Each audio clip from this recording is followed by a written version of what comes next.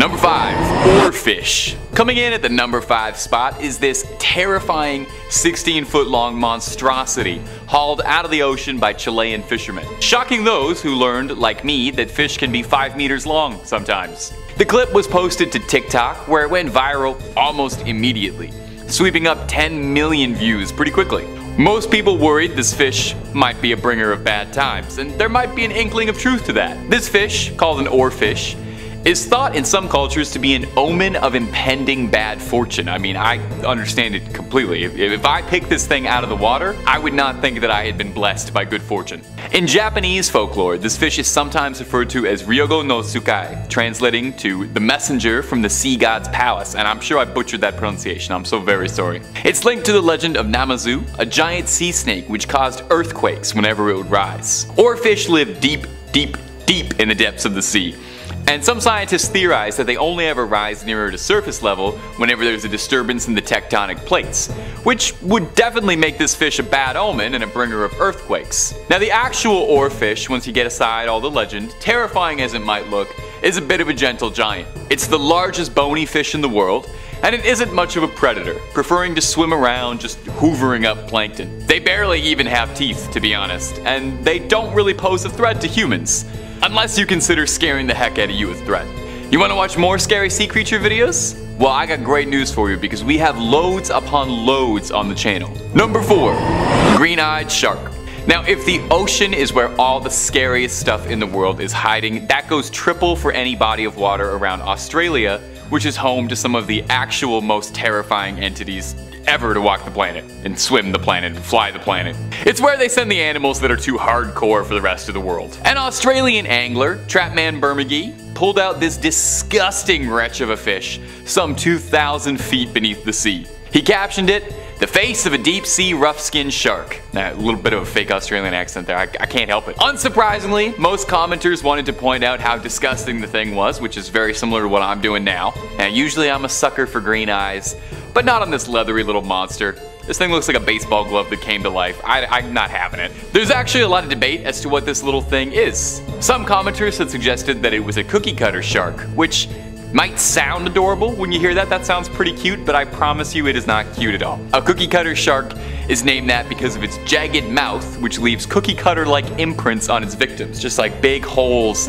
in anything that it's biting at. However, the fisherman pointed out this wasn't a cookie cutter shark. A cookie cutter shark looks absolutely vile, but in a very different way. A cookie cutter shark looks more like a mole rat that was left in the sun for a few weeks, whereas this thing looks like it was grilled before ever being born.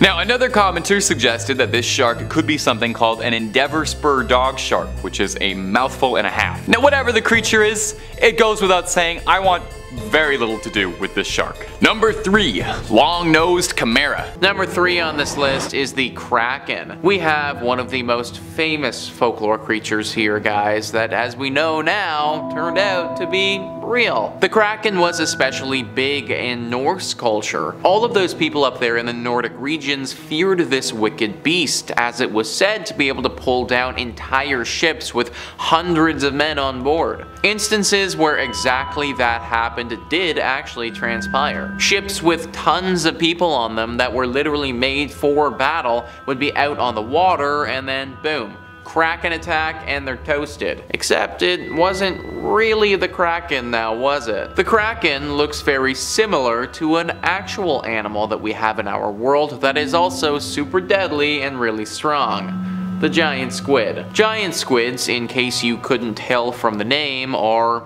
giant. They're pretty big. They are so big actually they would have had the capability to take down an old ship like this. In fact, we've even seen these beasts do some serious damage to submarines, and they're made of metal. They easily could have sunk a wooden boat from hundreds or thousands of years ago. And if you were a sailor on said wooden boat and you saw this massive creature with several tentacles sucking you to the bottom of the ocean, then you would probably exaggerate what happened as well too.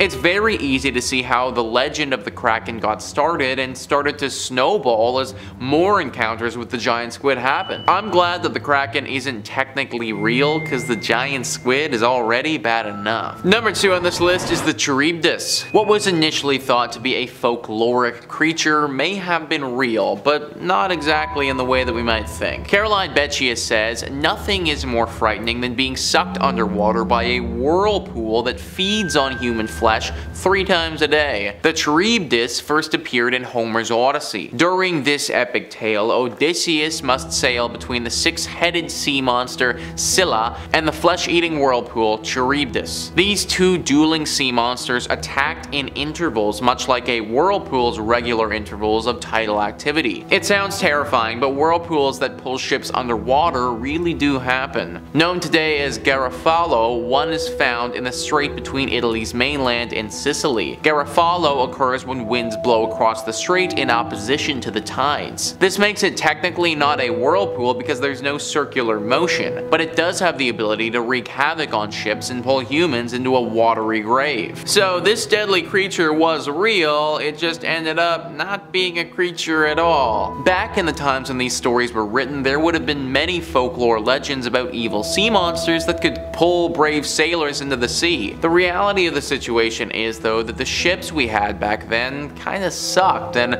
it was a lot easier for the weather and other conditions to sink the ships. That's why there were so many legends of monsters coming from the ocean for so long. Finally, number 1 on this list is the Incubus demon. This demon is an evil demon who is thought to sneak into your home and have sexual relations with you as you're sleeping. This creature is real in a sense. It just so happens that it's actually in our minds. During the witch hunt craze of the 16th and 17th century, people had some really messed up ideas on how human reproduction occurred. One way was for a demon to steal a man's seed and impregnate a helpless woman during her sleep. The monster that stole the precious sperm was called a succubus, and the monster that implanted the sperm was called an incubus. The incubus would sit on top of your chest while you slept, making it impossible for you to move if you woke. Sort of like being assaulted by a possessed sexomniac. But before you condemn medieval people as crazed horn dogs trying to attack innocent women, there is a scientific basis for believing in such monsters. The condition is called sleep paralysis. During sleep paralysis, you are fully awake but cannot move or cry for help. It feels like you've had a stroke, but although it's terrifying, sleep paralysis is harmless. Most sleep experts attribute it to being caught between REM, rapid eye movement, and NREM,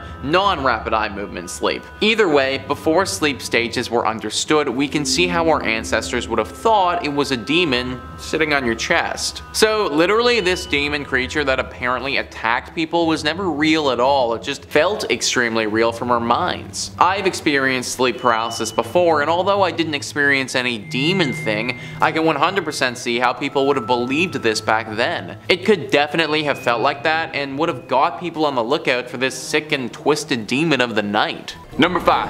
Ningen. Our first creature to grace this list is the Ningen. I've actually talked about these things on the channel before, but it's always good to get a refresher, especially when the subject in question is cryptids. This information might just save your life someday. Or at the very least, it gives you something interesting to talk about at a party. Either or, you're learning something today. The Ningen is a cryptid that is a large aquatic whale or seal-like humanoid entity. Ningen actually translates to human in Japanese, stemming from the creature's often humanoid appearance compared to other cryptids. Marked by its blank expression and indiscernible features save for beady black eyes, the Ningen is a 30-meter long heaving beast frequently spotted around the Arctic and Antarctic oceans. The Ningen first rose to prominence in 2012 when it caught mainstream public attention on a Japanese paranormal forum. The legend began when a user posted a story of a whaling research crew that was sailing through the passage and saw something they didn't recognize under the water. Initially, the research staff assumed that it was a submarine, although there shouldn't have been any other vessels around. But they found that when they tried to get a closer look to ID the submarine, it had vanished entirely. While this was one of the first popularized cases of the Ningen, legends have actually predated this, with the first ever sighting thought got to be traced back to 2005, when images from Google Earth revealed what looked like strange creatures inhabiting the area around icebergs. Skeptics believe that sightings of the Ningen could just be fragments of icebergs appearing to our eyes, and we want to see them as monsters, but I'd argue a creature like the Ningen must have some degree of camouflage. It's an all-white entity. It's reasonable to assume it evolved to avoid human eyes and blend in with the surroundings. It's unclear if the Ningen is a predatory cryptid, as all sightings of it reported as being benign or simply investigating humans. They don't appear to have any particular interest in aggravating us, as no attacks have ever been recorded or any cases of missing researchers involved. Perhaps it's as curious about what we are as we are curious of it. And hey, my delightful little ghouls and goblins, if you're curious about cryptids, well, there's simply nowhere else on the internet that's gonna satisfy you as much as Top 5 Scary. And maybe the Cryptid Wiki, but they don't do videos. So click through and subscribe to Top 5 Scary and keep the screams coming all night long. Let's keep going. Number 4. Garappa. Garappa the Rappa, sorry, just Garappa. Garappa is an aquatic cryptid and not to be mistaken with its regional counterpart, the Kappa. Garappa, Arctic. Kappa, not Arctic. Write that down because there will be a test at the end of this video, and if you fail, I don't know what'll happen, but it's gonna be bad. Garappa is so fun to say though. I'm gonna throw that out there. Try that on for size at home. Tell me it doesn't feel fun coming out of your lips. I gotta get on topic here. Similar to a Kappa, a Garappa is described as having long, slender limbs like a frog or a monkey, and a turtle shell on its back. It has a beak like a duck, long, stringy black hair, and a bony plate or a dish on top of its head that also makes for a good ashtray. You'll recognize if a Garappa is around because of the call it makes, a distinctive, and forgive me for this if it's not perfectly accurate, hyo hyo sound. Although a Garappa may appear outwardly threatening, a Garappa is mostly shy creature, and they don't want the attention drawn onto them. I'm probably not helping the community much by discussing them here with you. They're shy and solitary, and usually keep to themselves, and usually tend to live in isolated communities by themselves, or with a few other Garappa. Despite their shyness though, they are reported to be incredibly strong, and can easily overpower a human if a fight were to occur. Some legends report too, the Garappa are a bit of a prankster and cause all kinds of mischief. They're able to mimic human voices. They say if you do capture one, a Garappa will do anything it can to escape, pleading with you, promising to leave people alone, to stop causing mischief, to stop luring people away, so they're not all bad. Number 3 on this list is Fenrir. Fenrir is a creature from Norse mythology that is extremely dangerous and very scary. It's basically a giant wolf that is actually a giant that you really don't want to pick a fight with. Viking Jewelry says Fenrir was the most famous of many wolves creatures mentioned in Norse mythology. He was the son of the god Loki and the giantess Angrboda. The gods of Asgard raised Fenrir in order to stop him from wreaking havoc across the 9 worlds, but he grew quickly and caused so much trouble that they decided to chain him up. The gods convinced Fenrir to let them chain him up by pretending that they were playing a game to see how strong he was. Fenrir easily broke every bond. Eventually, the gods had the dwarves make a special chain that was stronger than any known but appeared light. Fenrir was suspicious of this chain and demanded that one of the gods put his hand in his mouth while he was being chained as a sign of good faith. The god Tyr agreed to this even though he knew he would lose his hand. When Fenrir realized that he had been tricked, he did indeed take the hand of Tyr. Meanwhile, the gods chained him to a boulder and placed a sword in his jaws to keep them open. The resulting drool formed a foamy river called Expectation. The ominous name of the river Expectation appears to be a reference to Ragnarok, the end of the world in Norse mythology, when Fenrir will break from his chains and get his revenge. Fenrir is also said to be the father of Skoll and Heidi, other giant wolves that chase the sun and moon respectively.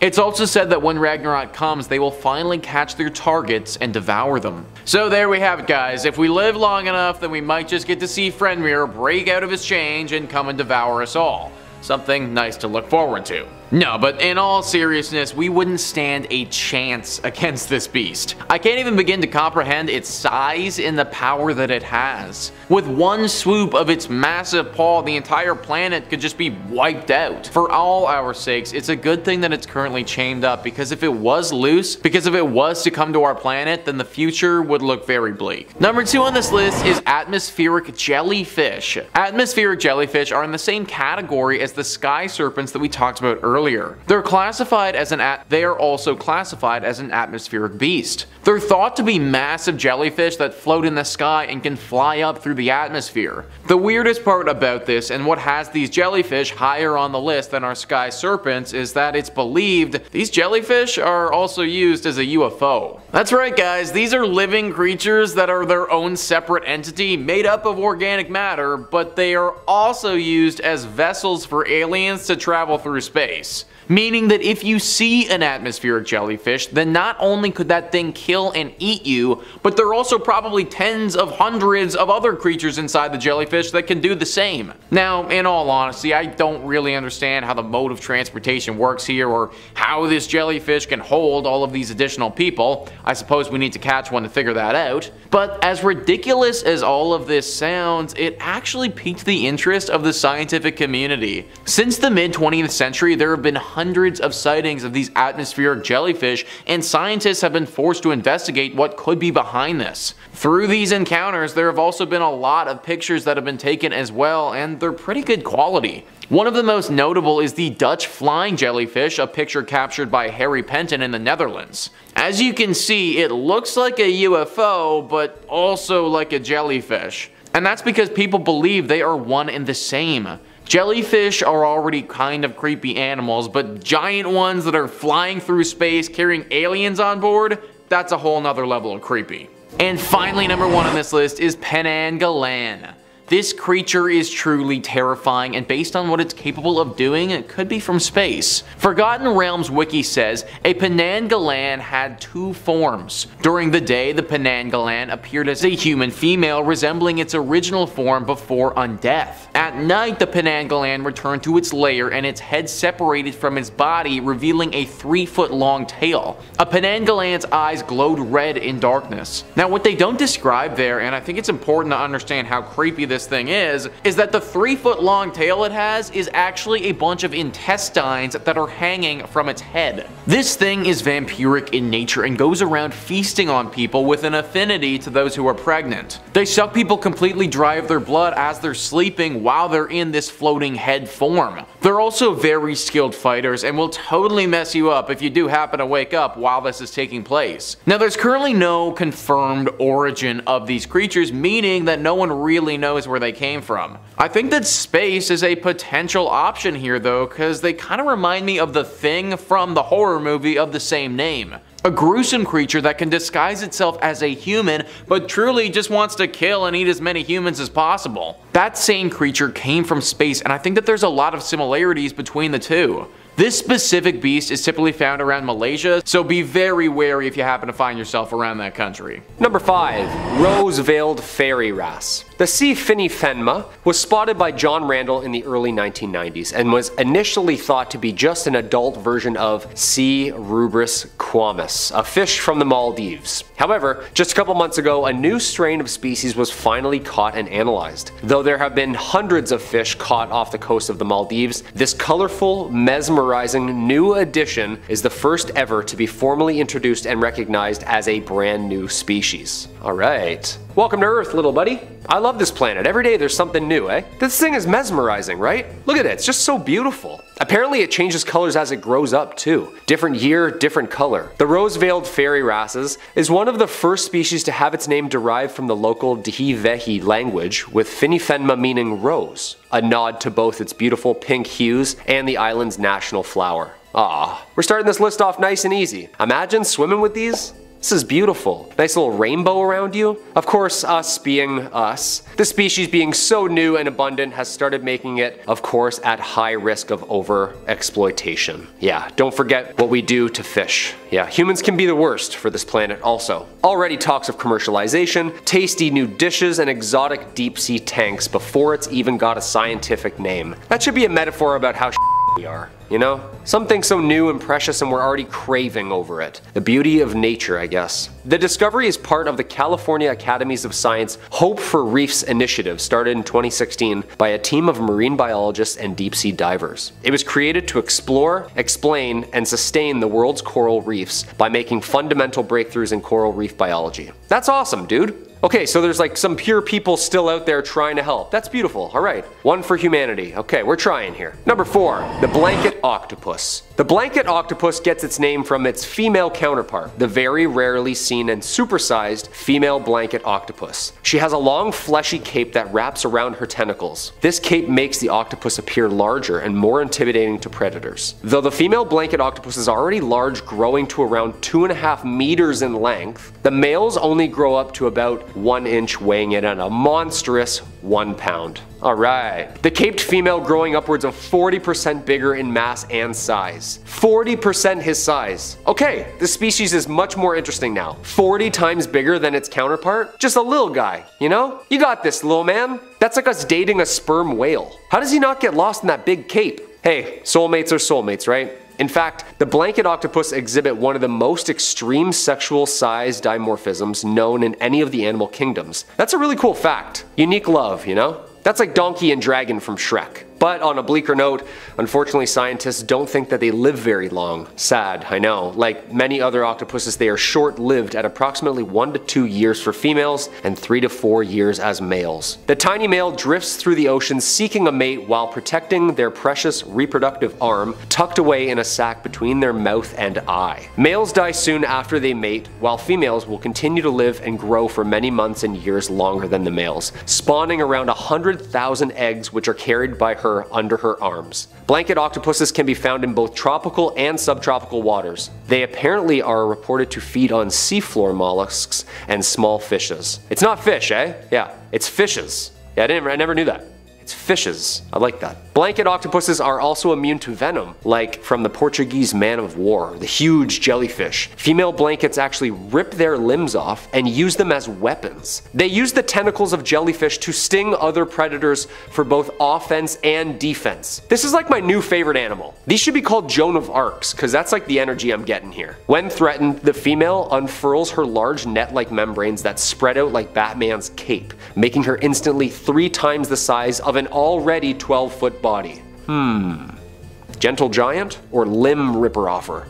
You tell me. Number 3 on this list is Cthulhu. Cthulhu is a creature that has come from the Lovecraftian universe. Even though this is a fictional character, many people have thought that there could be some serious legitimacy to Cthulhu, and maybe Lovecraft writings wasn't as fictional as we initially thought it was. Cthulhu is described as being a cosmic being of terrifying power and as the manifestation of chaos and destruction. Those are some pretty fearsome things to be associated with, and not a creature I really want to be messing around with. Cthulhu's appearance is definitely grotesque as well. Typically depicted as a dark green color, it has massive wings on its back, an octopus-like exterior, but with a body similar to a human, and also this massive bulbous sack thing that has huge tentacles coming out of it. Yeah, definitely not the type of dude that you'd want to bring to the club to wingman you. Cthulhu is a great old one, which is a super powerful being that has godlike abilities. Right now, this grotesque looking beast is located at the bottom of the Pacific Ocean in what people believe to be a very deep slumber. This is good for all of humankind and the world in general, because having this beast wake up probably means full-on destruction of our planet. Cthulhu is thought to have the ability to communicate telepathically with human beings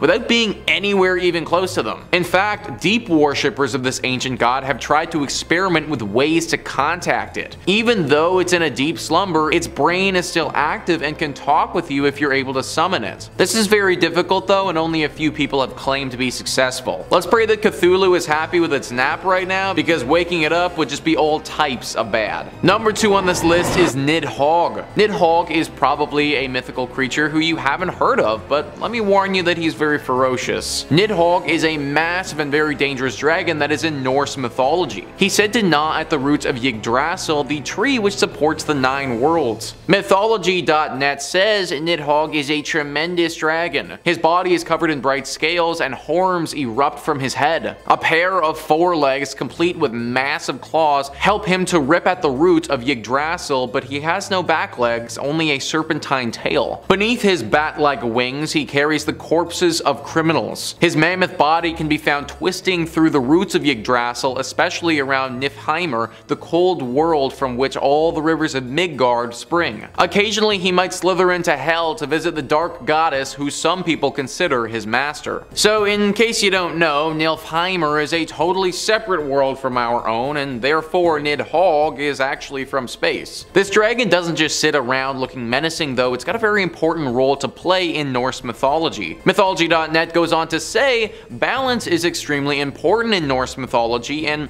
while Nidhogg doesn't represent a ghastly force, he is still important to supporting the balance of Yggdrasil. A great eagle, who represents wisdom and virtue, perches in the uppermost branches of the tree, while Nidhogg, representing chaos and evil, lurks in its roots. The constant tension between the eagle and the dragon is fueled by Ratoskr, a squirrel who runs up and down the tree ferrying insults between the two enemies. The tension may seem undesirable, but it actually promotes a cycle of growth in the Tree of Life. After the eagle and the dragon spend the day destroying Yggdrasil in their frenzy to attack each other, the tree is bathed in water from the wells of Urd, which promotes healing and new growth. So basically everybody, if you believe in Norse mythology, then we can thank Nidhogg for helping to keep things afloat. He's also credited with punishing criminals though, and he's very brutal about it, so try not to piss him off. And finally, number 1 on this list is aliens. Well, this one seems pretty obvious, but if I didn't put it on the list, then I'd look like a freaking idiot. Aliens come from space. This is what makes them aliens. For centuries, in fact, even longer than that, humans have been looking up to the skies above and wondering if people or beings are up there chilling. And for quite a while now as well, there have been tons of sightings of these creatures, leading us to believe that there are in fact living creatures up there. In fact, at this point, it's pretty much common knowledge in the scientific community that there is life. I talked about it in a previous video on here that it's simply a numbers game. The universe being infinite means that there are literally billions and billions of galaxies with the potential to foster life. Therefore, it's actually super unlikely that there wouldn't be aliens. It also just makes way too much sense that they exist considering how many sightings that we've had. One super famous one is by Kenneth Arnold. Intelligencer says, Kenneth Arnold, a respected pilot, claimed in 1947 he'd seen 9 mostly flat objects whip past Mount Rainier at speeds he timed at 1,760 miles per hour. They were shaped like saucers, he reportedly explained, and were so thin I could barely see them. A neologism was born. Arnold, he demanded military personnel explain what the contraptions were if they knew, since he dismissed any possibility of them being guided missiles or new types of jets. His best guess, from another planet. Dozens of others came forward with similar sightings from as far away as Oklahoma and Arizona, but Arnold didn't enjoy his newfound celebrity. He said people had started shrieking in cafes when they saw him and fleeing. This is just one of the thousands of notable sightings that people have had about aliens in the past. They're definitely real, and they definitely come from space. Number 5 on this list is El Chupacabra. You guys should know who El Chupacabra is by this point, considering we've talked about this creature tons on this channel before. Basically, it is a legendary creature in the Central Americas that's said to drink the blood of livestock. Although this creature seems like it's probably fake, it might be real. Just not exactly how we might expect it to be. Carolyn Beccia says, we are taught from an early age, don't approach scary looking dogs. And while no one can get a clear picture of Bigfoot, the Kraken, or the Loch Ness Monster, there is one monster that is oddly not camera shy, the legendary El Chupacabra. The Chupacabra was first sighted in Puerto Rico in the 70s. A wave of sightings followed in the late 1990s. During this time, livestock throughout Puerto Rico was found drained of blood. These Chupacabra, or goatsucker attacks, caused panic with local residents who claimed a vampire was feeding on their livestock. Although descriptions have varied, most describe a hairless, alien-like monster with spikes going down its back and glowing red eyes. It sounds dubious, but how could so many people be taking pictures of the same ugly dog-like creature? The answer may be one found in science. One plausible theory is that these creatures are coyotes suffering from sarcoptic mange, an inflammatory skin condition caused by the itch-induced hair-producing parasite mite scabies. Wolves, dogs, and coyotes infected with scabies will have extreme hair loss, skin shriveling, and constricted blood vessels that can lead to life-threatening fatigue. And while usually a coyote or wolf will have no problems hunting prey, once infected by sarcoptic mange, coyotes may choose to hunt more available meals such as livestock. So it's actually possible that this creature is real, it's just not what we thought at all. I know that this takes away from some of the mystery and lore around it, but ultimately this would make a lot of sense. When you think about it, what's more likely? A space alien comes crashing to Earth and starts sucking the blood of our livestock, or some coyotes get a disease and start doing it instead? I tend to side with the coyotes. Either way though, that doesn't make these coyotes nice or friendly or approachable. Still treat them like you would a chupacabra, with caution. Number 4 on this list is the Stymphalian birds. We gotta go all the way back to ancient Greece for this one. Caroline Beccius says, one of Hercules' labors was to kill the Stymphalian birds, man-eating birds who had the peculiar habit of throwing dung. The Greeks were not the only ones who liked to scare their youngsters with killer bird tales. The Maori tribe of New Zealand told similar legends of the Pokie or Haikoi, a giant black and white bird that swooped down from the sky to pick off small children. Scientists today know that these thunderbirds existed. Called Haast's eagle, the bird stood over 6 feet tall and had a wingspan of over 8 feet. The Haast eagle would sit atop trees and then ambush its prey by swooping down at 60-mile-per-hour speeds. Then it would disembowel its meal with sharp talons before the poor slob could even worry about dung throwing. Hercules would never have survived to these hellbirds, but you can sleep well tonight. The Haast's eagle went extinct around the 15th century. Anything that could annihilate Hercules would definitely be a no-go for me, guys. That dude was literally a demigod, and if these guys could have beaten him, then we wouldn't have stood a chance. Lucky for us, they are extinct now, but for the people back then, they would have had their hands full with these creatures. If, of course, they still had hands and the beast hadn't ripped them off yet. And number 3, the big fin squid. Of the genus Magnapinidae family, the big fin squid, or as I like to call it, this ocean alien with shoulders, belongs to a group of rarely seen cephalopods with a distinctive morphology, meaning they're really weird and rare. Magnapini meaning big fin, of course. The first record of us catching and looking at this family comes from a specimen talismani caught off the Azores in 1907. This was our first look at this bizarre fish, but due to the damaged nature of the find, little information could be extracted and was classified just as a squid. The problem is when you pull these things out of its atmosphere, it just looks like a piece of wet crinoline dress all of a sudden. Don't get the whole terrifying effect, you know? In 1956, a similar squid was caught in the South Atlantic, but during the 80s, 2 specimens were found in the Atlantic, then 3 more were found in the Pacific, and eventually the creatures found a place amongst the books as its own species, entering the family Magnapinidae. Squids. Okay, so it's not actually a squid, but loosely related, like a third cousin of maybe alien origin. This thing looks like it crashed here on an asteroid, I'm just gonna say it, doesn't it? Like there's only 12 of these, not many. The arms and tentacles are the same length. The appendages are also huge and held perpendicular to the body, creating the appearance of a illusion of arms and elbows, giving its trademark alien figure. Most remarkable is the length of the elastic tentacles, which has been estimated around 20 to 30 times its mass and length. Deep sea video evidence puts the total length of the largest specimens at 10 meters long. Yeah, that's 2 trucks. Close-ups of the body and head show us that the fins are extremely large, being proportionately nearly as big as those of a big fin squid. Hence, the comparison. While they do appear similar, no specimens or samples of the adults have been taken out of the water yet, leaving their exact identity, bodily functions, and internal organs a mystery.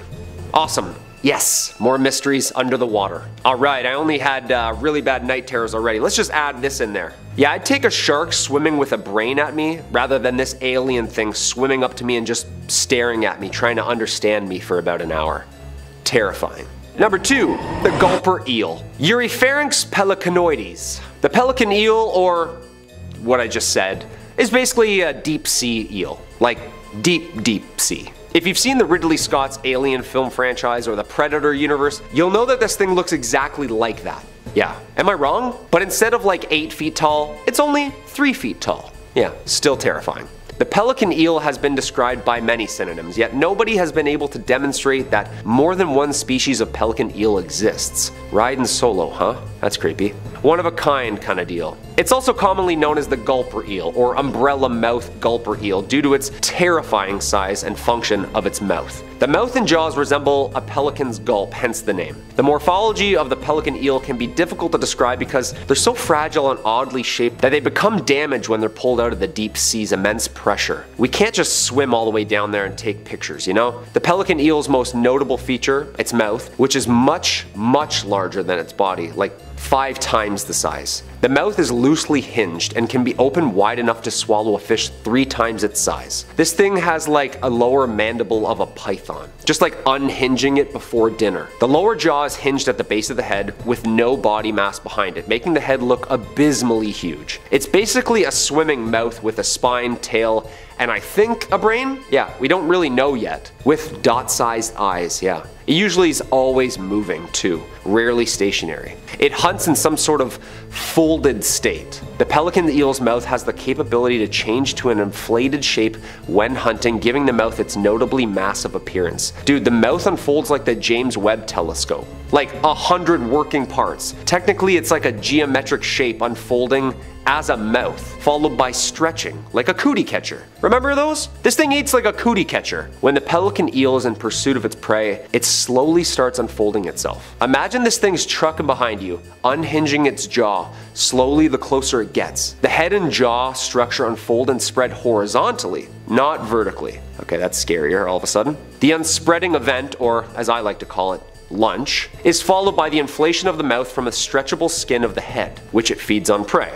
Then, water's expelled via the gills. Okay, so it's basically a large strainer, and after it eats, it blows itself out, releases all the water back into the water.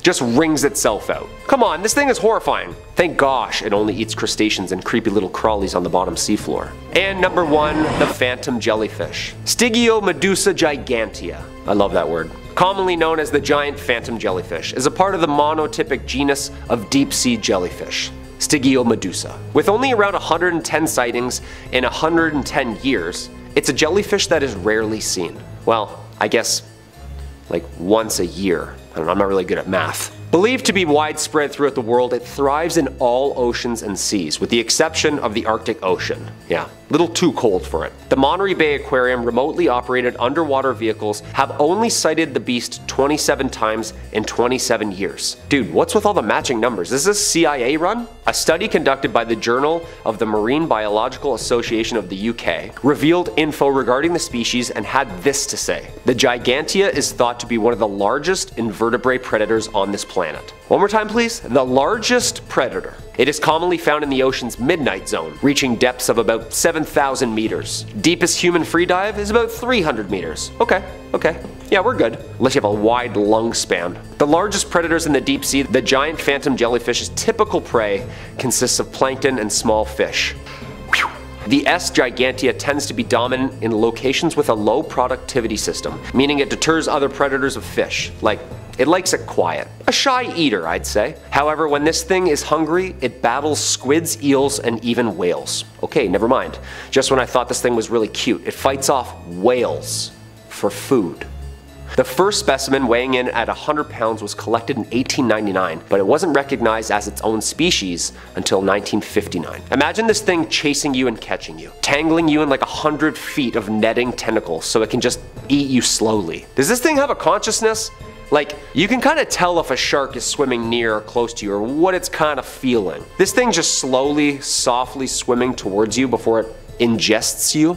Way scarier. Like, I'm convinced these landed here. The oceans are way scarier than things on land. We haven't even started to uncover the whole ecosystem yet. Number 5 on this list is the Chupacabra. The Chupacabra is one of the most famous urban legend beasts in the entire world. This creature is apparently very common in the Central Americas and was first spotted several decades ago in Puerto Rico. Wikipedia says physical descriptions of the creature vary, with some describing it as more dog-like, while most others describe it as reptilian and alien-like. Some reported as being a heavy creature the size of a small bear with a row of spines reaching from the neck to the base of the tail. So it's that one comment about it looking alien-like that really stands out to me and leads me to believe that it could be from space. These creatures are apparently very vampiric in nature and are often reported as killing the livestock of the locals. Goats are specifically on the menu and get targeted by these creatures a lot. This wouldn't be uncharacteristic alien behavior because think about how aliens respond to cows, another common livestock victim of these otherworldly creatures. Couldn't it be possible that the Chupacabra is from outer space and needs to eat these goats to survive?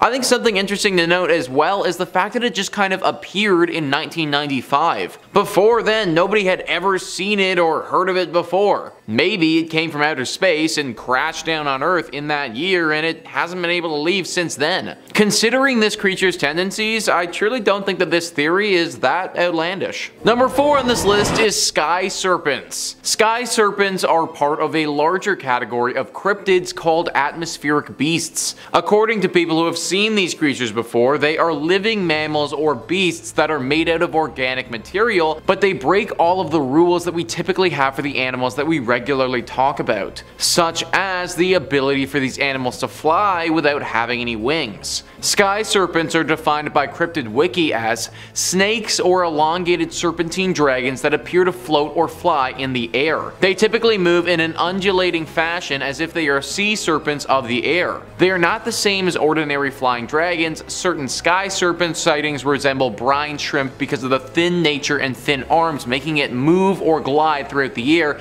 because they manage to fly without wings, like most Asian dragons that have the ability to also fly. There's a few pictures that have surfaced about these sky serpents, but nothing that can unequivocally confirm their existence. The pictures that have come out though seem to show them as very large worm-like creatures that can pass through the sky. Artists' renditions of these beasts are a lot scarier though. A giant flying worm is bad enough, but the pictures that show these multi-headed dragon-looking creatures that seemingly swim through the air, that's a new tier of terrifying. I feel like these are probably just a made-up legend, but if there are some Rayquaza looking things just chilling in the sky, then we could definitely be in for some trouble, guys. Number 3.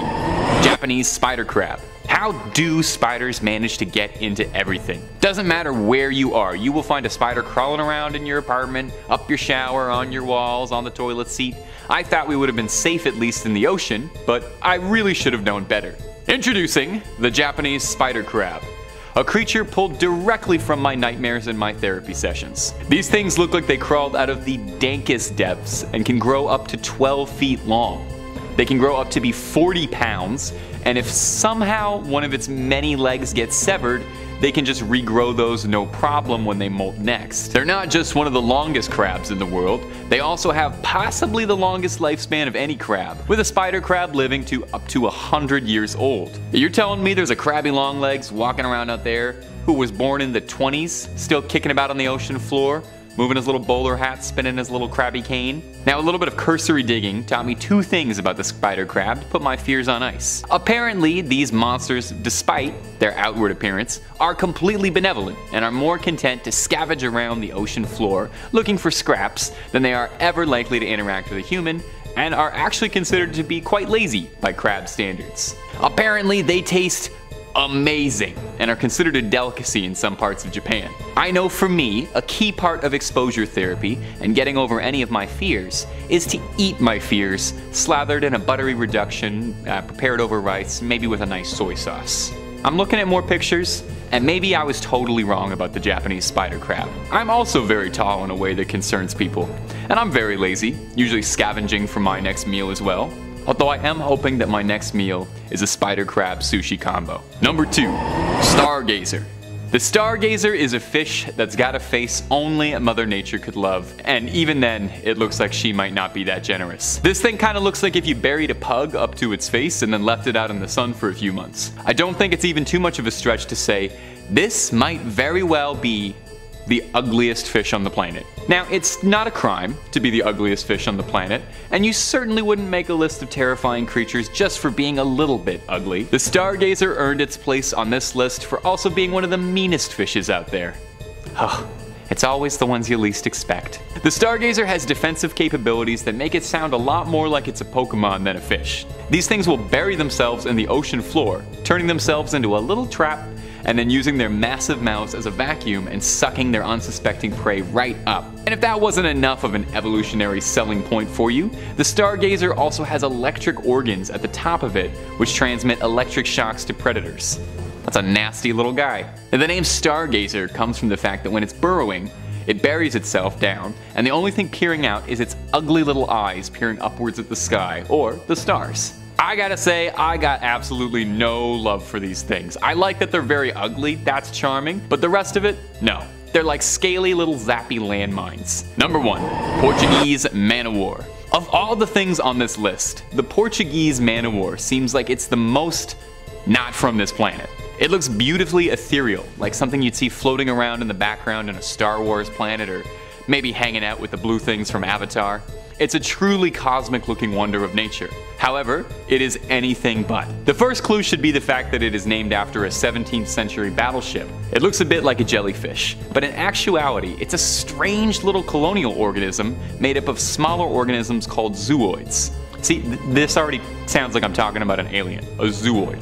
You gonna look me in the eyes and tell me a zooid is real? This thing actually isn't even an animal per se, but 3 organisms in a trench coat trying to sneak into the movies. The main zooid is a gas-filled translucent sac, which coincidentally is what my 10th grade gym teacher used to call me to motivate me to run around the track faster. The gas-filled sac allows the colony to float.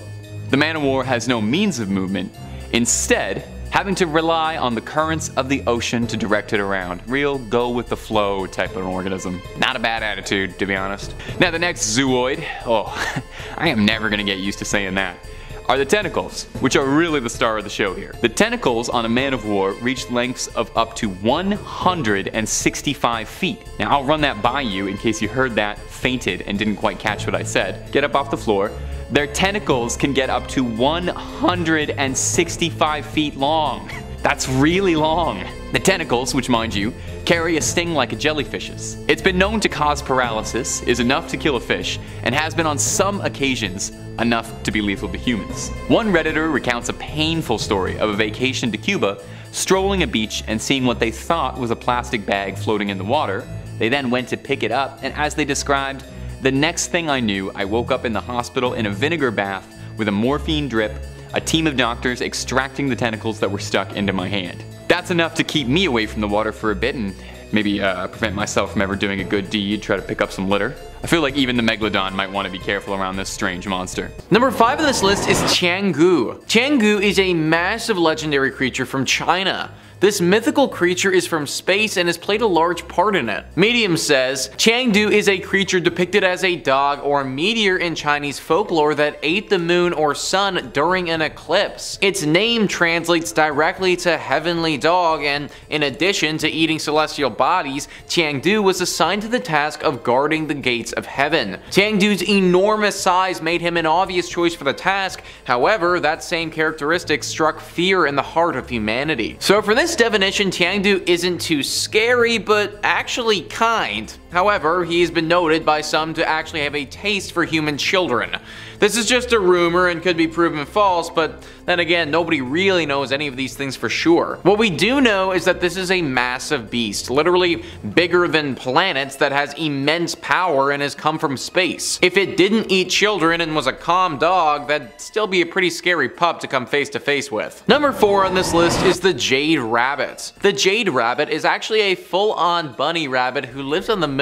Now I'm gonna be honest guys, this isn't the scariest of the bunch for sure. He's actually kinda cute, but I wanted to include him because his power is super cool. He lives on the moon with Chang'e, and together they make the elixir for immortality. Wei Yi Hong details the legend beautifully by saying, one day the Jade Emperor decided that he wanted some help preparing the elixir of life for the immortals. Fearing that humans would be too selfish and untrustworthy for such an important role, he thought an animal would be better suited for this responsibility. The Jade Emperor came down to Earth disguised as a beggar and went to search for a worthy animal in the forest. As a famished and frail man, he cried out for help and food, and eventually 3 animals came to see if they could help: the monkey, the fox, and the rabbit. The animals were sympathetic to the old beggar's plight and went into the forest to search for food. The monkey returned laden with fruits he had gathered from up in the trees.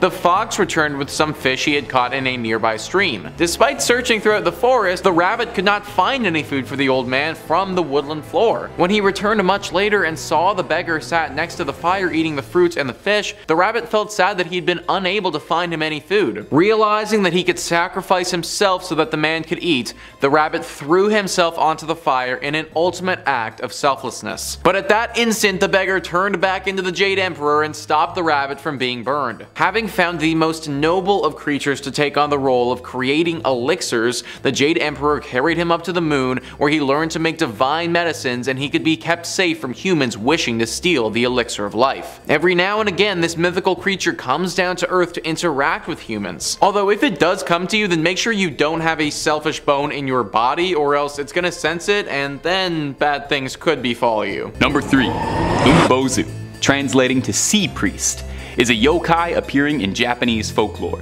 It's depicted as a large, shadowy figure looming out of the water, appearing to sailors, breaking the ship as it rises, and demanding a bucket from whatever unlucky sailor happens to cross its path.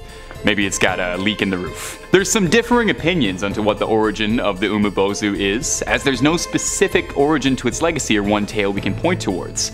But it's generally agreed that the origin is that they are the spirits of priests who were thrown into the ocean by villagers for one reason or another, and because these priests have had nowhere to lay their bodies to rest, their spirits inhabit the ocean and take the form of a dark specter, haunting and taking retribution on unfortunate souls in the waters.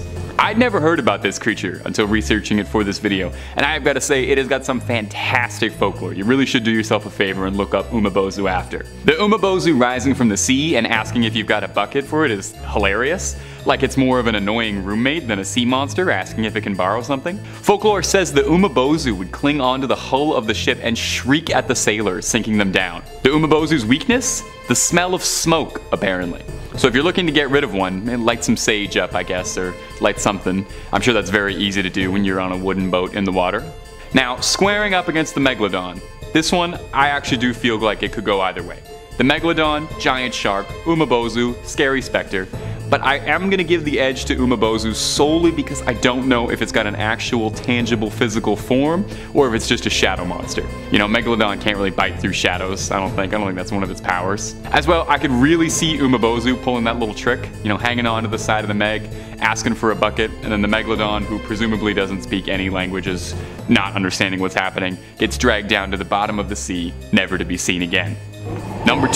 Scylla and Charybdis. Scylla and Charybdis are sort of like a wrestling tag team duo as far as mythical sea monsters go. They worked in tandem, hounding opposite sides of a narrow strait of water, and famously clashed with the Argo Odysseus, made famous in Homer's Odyssey. The first beast, Scylla, was described to be a dragon-like creature, having 12 feet, 6 long necks, and atop each neck was a head full of razor-sharp teeth. Sailors unlucky enough to pass through Scylla's territory were swooped from their vessel and swallowed whole before they'd even know what would happen. That doesn't sound so bad, you know, all in an instant. There's some speculation that perhaps the original Scylla was a very dramatized account of sailing through an underwater reef, which would definitely provide some explanation as to why a writhing mass of limbs and teeth would be shredding through a ship's hull. But Scylla is only one half of this dynamic duo, the Robin to Batman, and the other half is Charybdis. Charybdis is a little harder to describe, as it has no agreed appearance. In the original myth, the Odyssey, Charybdis presents itself as a whirlpool,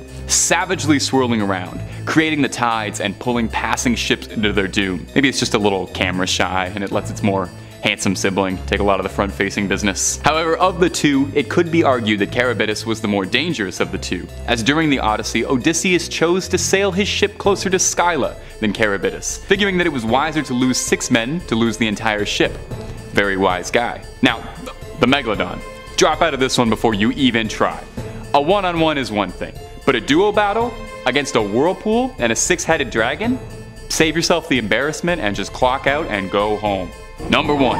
Jormungandr. Jormungandr is another old Nordic sea legend, also known as the Midgard serpent or the world serpent, and is a serpent so large that its tail would surround the circumference of the earth and all its oceans and loop back around onto itself inside its mouth, creating an Ouroboros. This impressive girth is where the creature gets its name, World Serpent. Jormungandrs also had a bit of a star-studded run in pop culture, appearing in Marvel Comics and most recently the new God of War, based around Nordic legends.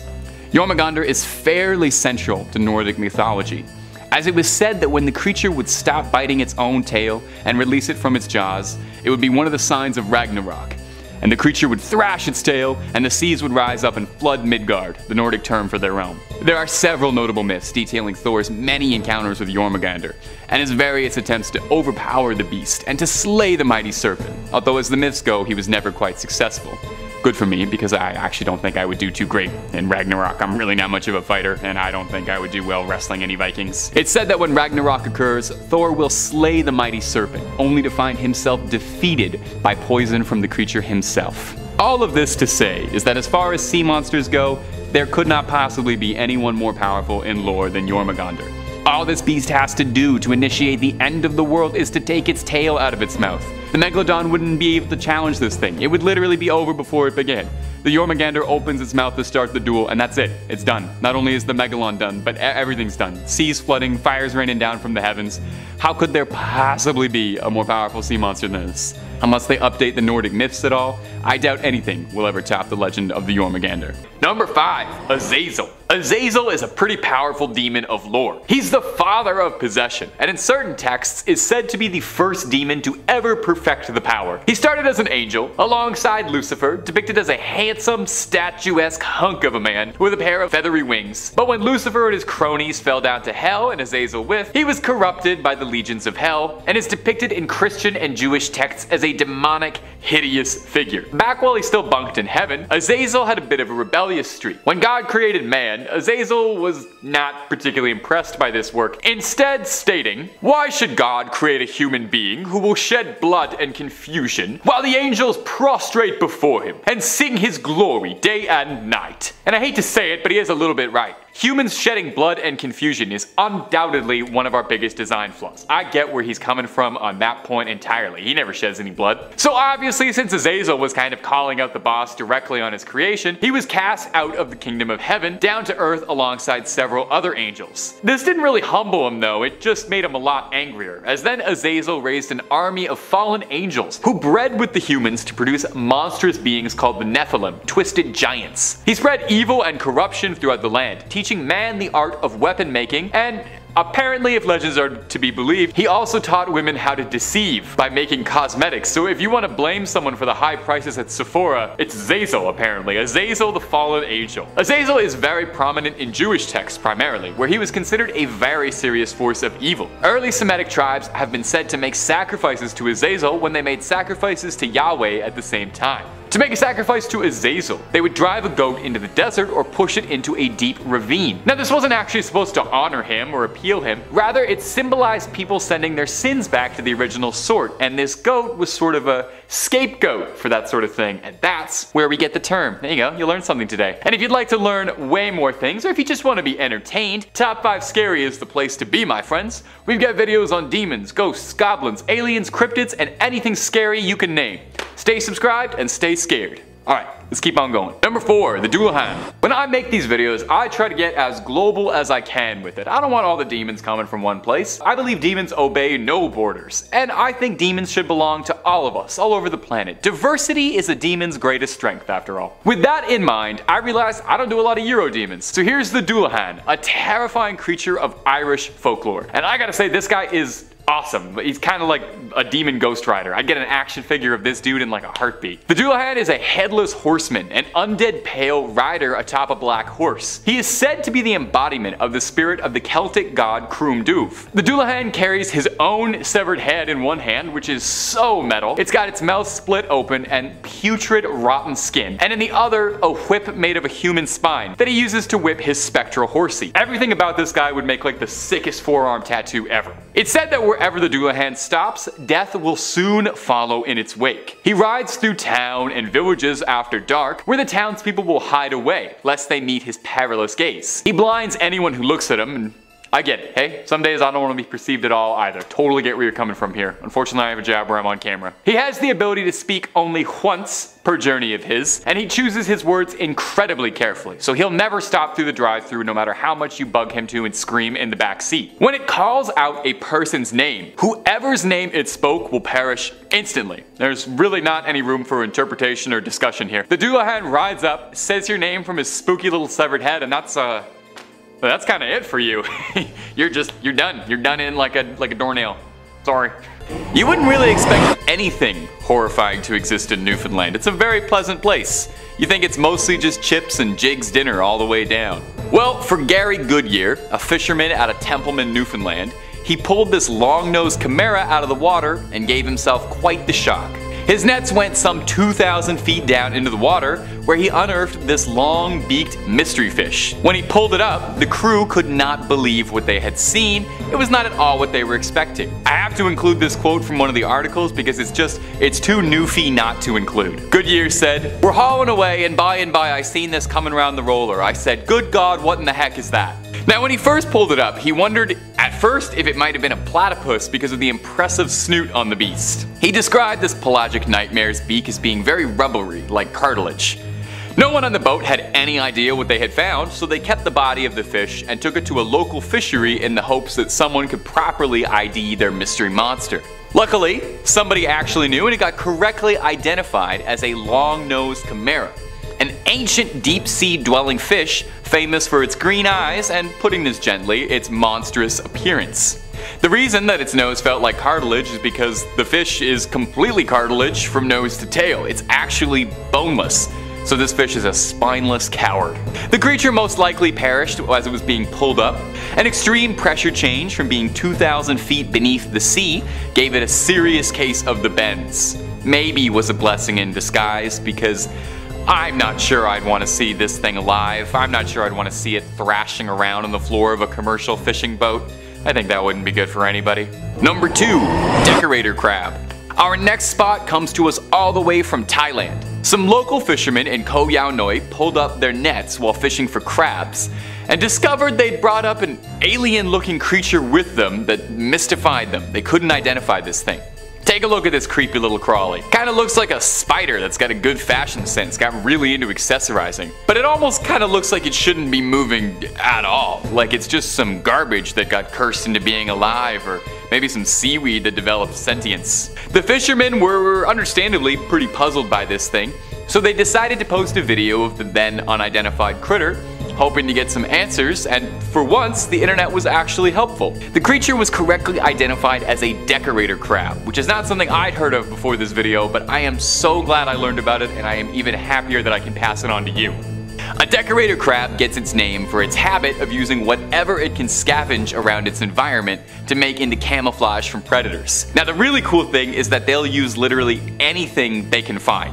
Debris, garbage, they'll even use little bits of other animals in a gruesome manner like fins or parts of a crab shell. If it can be attached to it in some way, a decorator crab will stick it to itself. They're covered in tiny Velcro-like hairs that allow them to attach their findings easily. I would love having that. It would save me so much time getting dressed. They've been recorded chewing on things like kelp or seaweed to break them down into more easily attachable accessories. Now most of the creatures on this list have been weird and scary and kind of look horrifying, and I'm not gonna lie, the decorator crab kind of looks pretty scary too, but I absolutely adore the decorator crab. It is showing up every other creature in the ocean when it comes to outfits. I love the garbage costume. It's given camp in a very good way. This thing is like a crab Lady Gaga and I love it. Number 1, ghost shark. Roman Fedortsov routinely entertains his 600,000 Instagram followers with pictures of all the strange creatures he fishes up while sailing around Murmansk, a port city in Russia. His Instagram is a treasure trove of scary undersea finds, and I absolutely recommend that you toss him a follow if you're into this sort of thing, as he's kind of the head honcho for it. This video could easily just have been 5 things that he fished out himself. Nobody is pulling out weird things the way Roman is. But with so many to choose from, I had a tough time, but I landed on this here fish, sometimes called Frankenstein's fish. due to the stitches all over its body looking like it's been sewn together from the bodies of several other fishes. It's also been referred to as a ratfish, a ghost shark, a spookfish, but officially they're known as ghost chimeras. I like that it's got nothing but scary nicknames. These things are bad news from teeth to tail. They have a spiny dorsal fin that's poisonous to the touch. It's got a mouth of rat-like teeth that helps it grind down anything it catches, crushing its prey in its jaws. Usually goes after things like crabs or prawns, so the rat teeth help pulverize the shells. These little things also have an inherent ability to detect the electric fields produced by other creatures, and I wish I knew even the littlest bit about biology because this fish sounds like it's magic. Fish also sounds overpowered, not gonna lie. Now I think it's a little treat. We ought to have a little slideshow at the end of just a bunch of Fedortsov's weirdest catches, and I'll just react to them. Ready? Okay, here we go, lightning round. Who would make this? Why would a creature evolve like this? I guarantee you this thing looks cuter as sashimi. That is a face not even Mother Nature could love, if that even is a face. You know what, this one I'm actually kind of coming around to. I wouldn't touch it, I wouldn't order it, but I kind of like it. Number 5, Yuki Onna. Coming in first on our list is Yuki Onna, a deadly monster. Her name translates to Snow Woman, which is pretty fitting for a list about ice creatures. She goes by a few names, however, depending on who's telling the story. Sometimes it's swapped out for Yuki Onba, translating to Snow Grandma, or Yukinba, Snow Hag, depending on how nice you're feeling about her. She's a beautiful alabaster woman with pale, pale skin, and is the restless spirit of a woman who perished tragically in the snow, and is unable to find any peace, and wanders the wilds, luring men away to their doom, freezing, or going around causing blizzards and snowstorms to trap clueless travelers. Now there are several local variants on the story of Yuki Onna all across Japan, as it's an ancient myth dating all the way back to the 14th century. Most variants contain pretty similar elements. She's a tall, slender, gorgeous woman who's also completely ruthless. Some variations of her legend depict her as a wandering mother, carrying a child in her arms, and anyone who tries to endanger her child or take her child from her face her wrath. Most of these stories depict her as being cold in every sense of the word, feeling no remorse for her victims. Her reasons for hunting vary. Sometimes she does it to lure men away and seduces them with freezing kisses. Some say she does it just because. But you know what? I think I could fix her. She's known to spare people on occasion, so she's got some heart beating inside that cold, cold exterior. I'm sure if we got to know each other, I could melt her heart just a little bit. Hey, like the scares? Want to hear more about more monsters every day? Well then you're at the right place. Just subscribe to Top 5 Scary and we'll keep it up for you. Number 4, Barbagazi. I'm including these guys because while researching for this video, I found out about them for the first time and immediately became obsessed with these little goofs. They're not super scary, but this is the kind of thing that I think the world will be a lot better for if we all know about. The Barbagazi is a French variant of a gnome, a squat little humanoid with giant feet, covered in white hair and long pointed ears, and an even longer white beard frozen with clumps of ice and icicles, explaining their name. Barbagazi is a broken telephone translation of the French words barbe and glacé, translating to frozen beards. So they're frosty little gnomes, they're like little elves. They don't make any toys, but they do like to play, and they use their gigantic hobbit-like feet to ski down mountains. They surf avalanches. These guys rule. These guys are just adorable little adrenaline-chasing snow gnomes.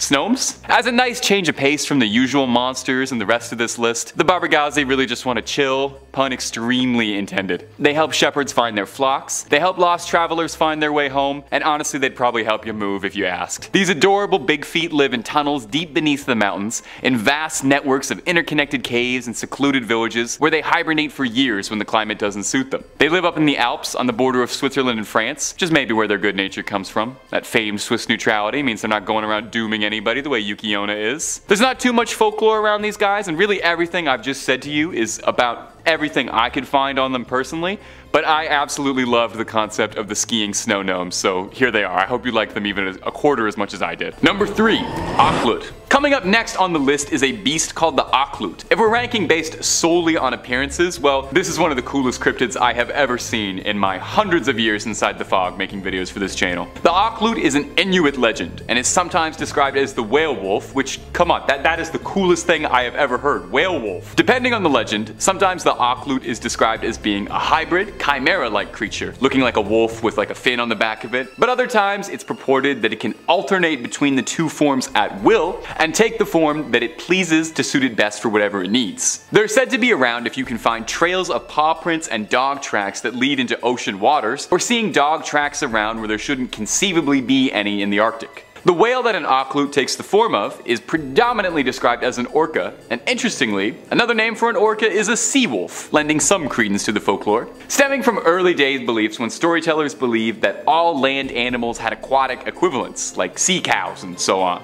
Not much is known outright about ocloot, instead what is passed from folklore. They're thought to be dangerously vicious towards humans, which makes sense considering both of the things that they are pretty nasty with some gnarly teeth. There aren't too many recorded sightings, although if they're shape-shifting creatures, who's to say you haven't seen dozens upon dozens of them without even knowing? Unless you don't spend too much time in the Arctic, I suppose, then you probably haven't seen any. There is one legend in particular I found that stood out for me. It tells the tale of an Inuit man who becomes obsessed with the sea and wants to be part of it. He returns from a fishing expedition to his village, but his obsession with the ocean has driven him too isolated to relate to the village anymore, and he finds himself in exile. He sets out and lives with a pack of wolves, but his affection for the ocean never dwindles. He casts himself out into the ocean to preserve himself forever in its waters, and through the malevolent energy inside him, he transforms into an orca. He spends his days swimming in the oceans as an orca, but whenever his hunger and his lust for revenge is awoken, he can return to the land and take a form as a wolf. Number 2. Hook Island Sea Monster. The Hook Island Sea Monster is a sea monster that originates from Hook Island, right? That's all the information we've got. Moving on, okay? Oh, nope, new information just came in. Okay, yeah, this is good. The beast is a 90-foot long black sea monster that resembles a massive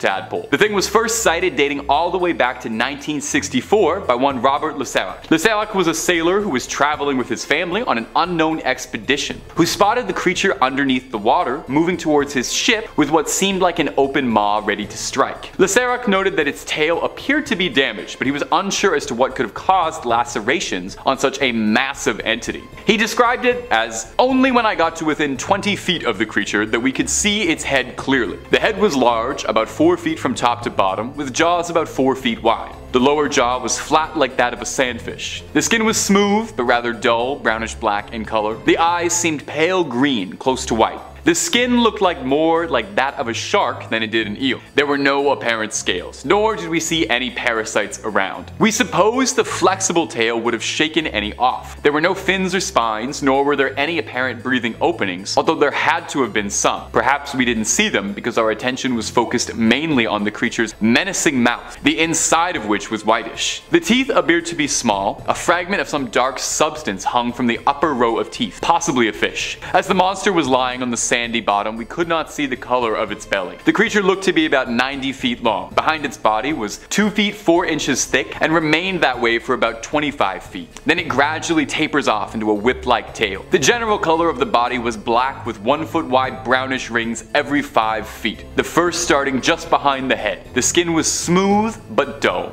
Aside from this detailed description, Laserac captured a few photos of the beast, although there has been some argument and debate as to the validity of the photos. But, Photoshop didn't exist in the 1960s, so there's no way that these could be photoshopped. Duh. Number 1. Organism 46B. Our number 1 creature is something called Organism 46B. Maybe it's an SCP that hasn't been classified yet. Organism 46 was discovered in Lake Vostok, a subglacial lake located under 2 miles of ice beneath the Vostok Station and the Antarctic, a Soviet research station established sometime in 1957. Organism 46B in question was an absolutely massive 33-foot long, 14-tentacled creature that displayed unimaginable abilities, some bordering on not being of this world. In studies, it was shown to have limbs that were capable of retaining autonomy, aggression, and even animation after being separated. It's been purported to have a toxin inside its body that is capable of releasing to immobilize prey from far away, and all studies of it showed that it is incredibly hostile. Makes sense. The legend of Organism 46B stems from an unknown date between February 2012 and November 2016. Pinpointing the location of that first true sighting has proved to be difficult. After 30 years of ice core drilling, miners at Vostok Station breached through to the lake in 2012, which is where the story comes from. The doctor who claims to have first discovered the creature is one Anton Padalka, although tracking him down has also been difficult. Entirely possible he's gone into hiding. He writes, "We encountered this organism, which we named 46B on our first day.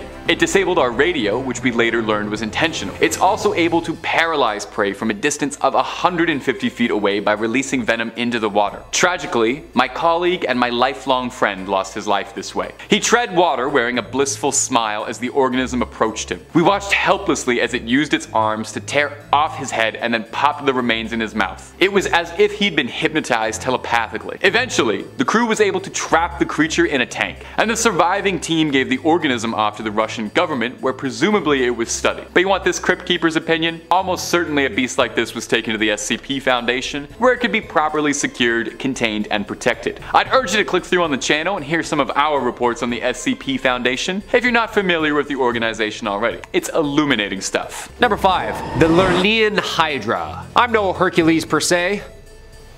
Yeah, nothing. But thankfully, actually, because those are pretty big shoes to fill. Because that dude had to be brave beyond just like deep breaths and good pep talks. Guy had to literally fight like a 10-story condo building. How does one dude equipped with a club and a sword kill a 10-story building with teeth and 3 heads? Well, 5 heads. Well, 10 heads. Depending on how many you cut off, I guess. I guess that's why his name will be remembered and mine will be lost at sea. I guess he was a demigod, half powerful, half regular, a little unfair. By the way, which Hercules did you grow up on? I grew up on the Disney version, and Kevin Sorbo. Ugh, what a hunk. But there's been a lot, including the ancient real guy. She's known as simply the Hydra. As a serpentine water monster in Greek and Roman mythology, it's terrifying. Its lair was at the Lake of Lerna, also known to be the entrance of the underworld. Yikes. In the myth, the monster is killed by Hercules, as the second of his 12 labors. Okay, so this guy did it and then went on to go and do like 10 more. 10-0. Like, how hard can it be, right?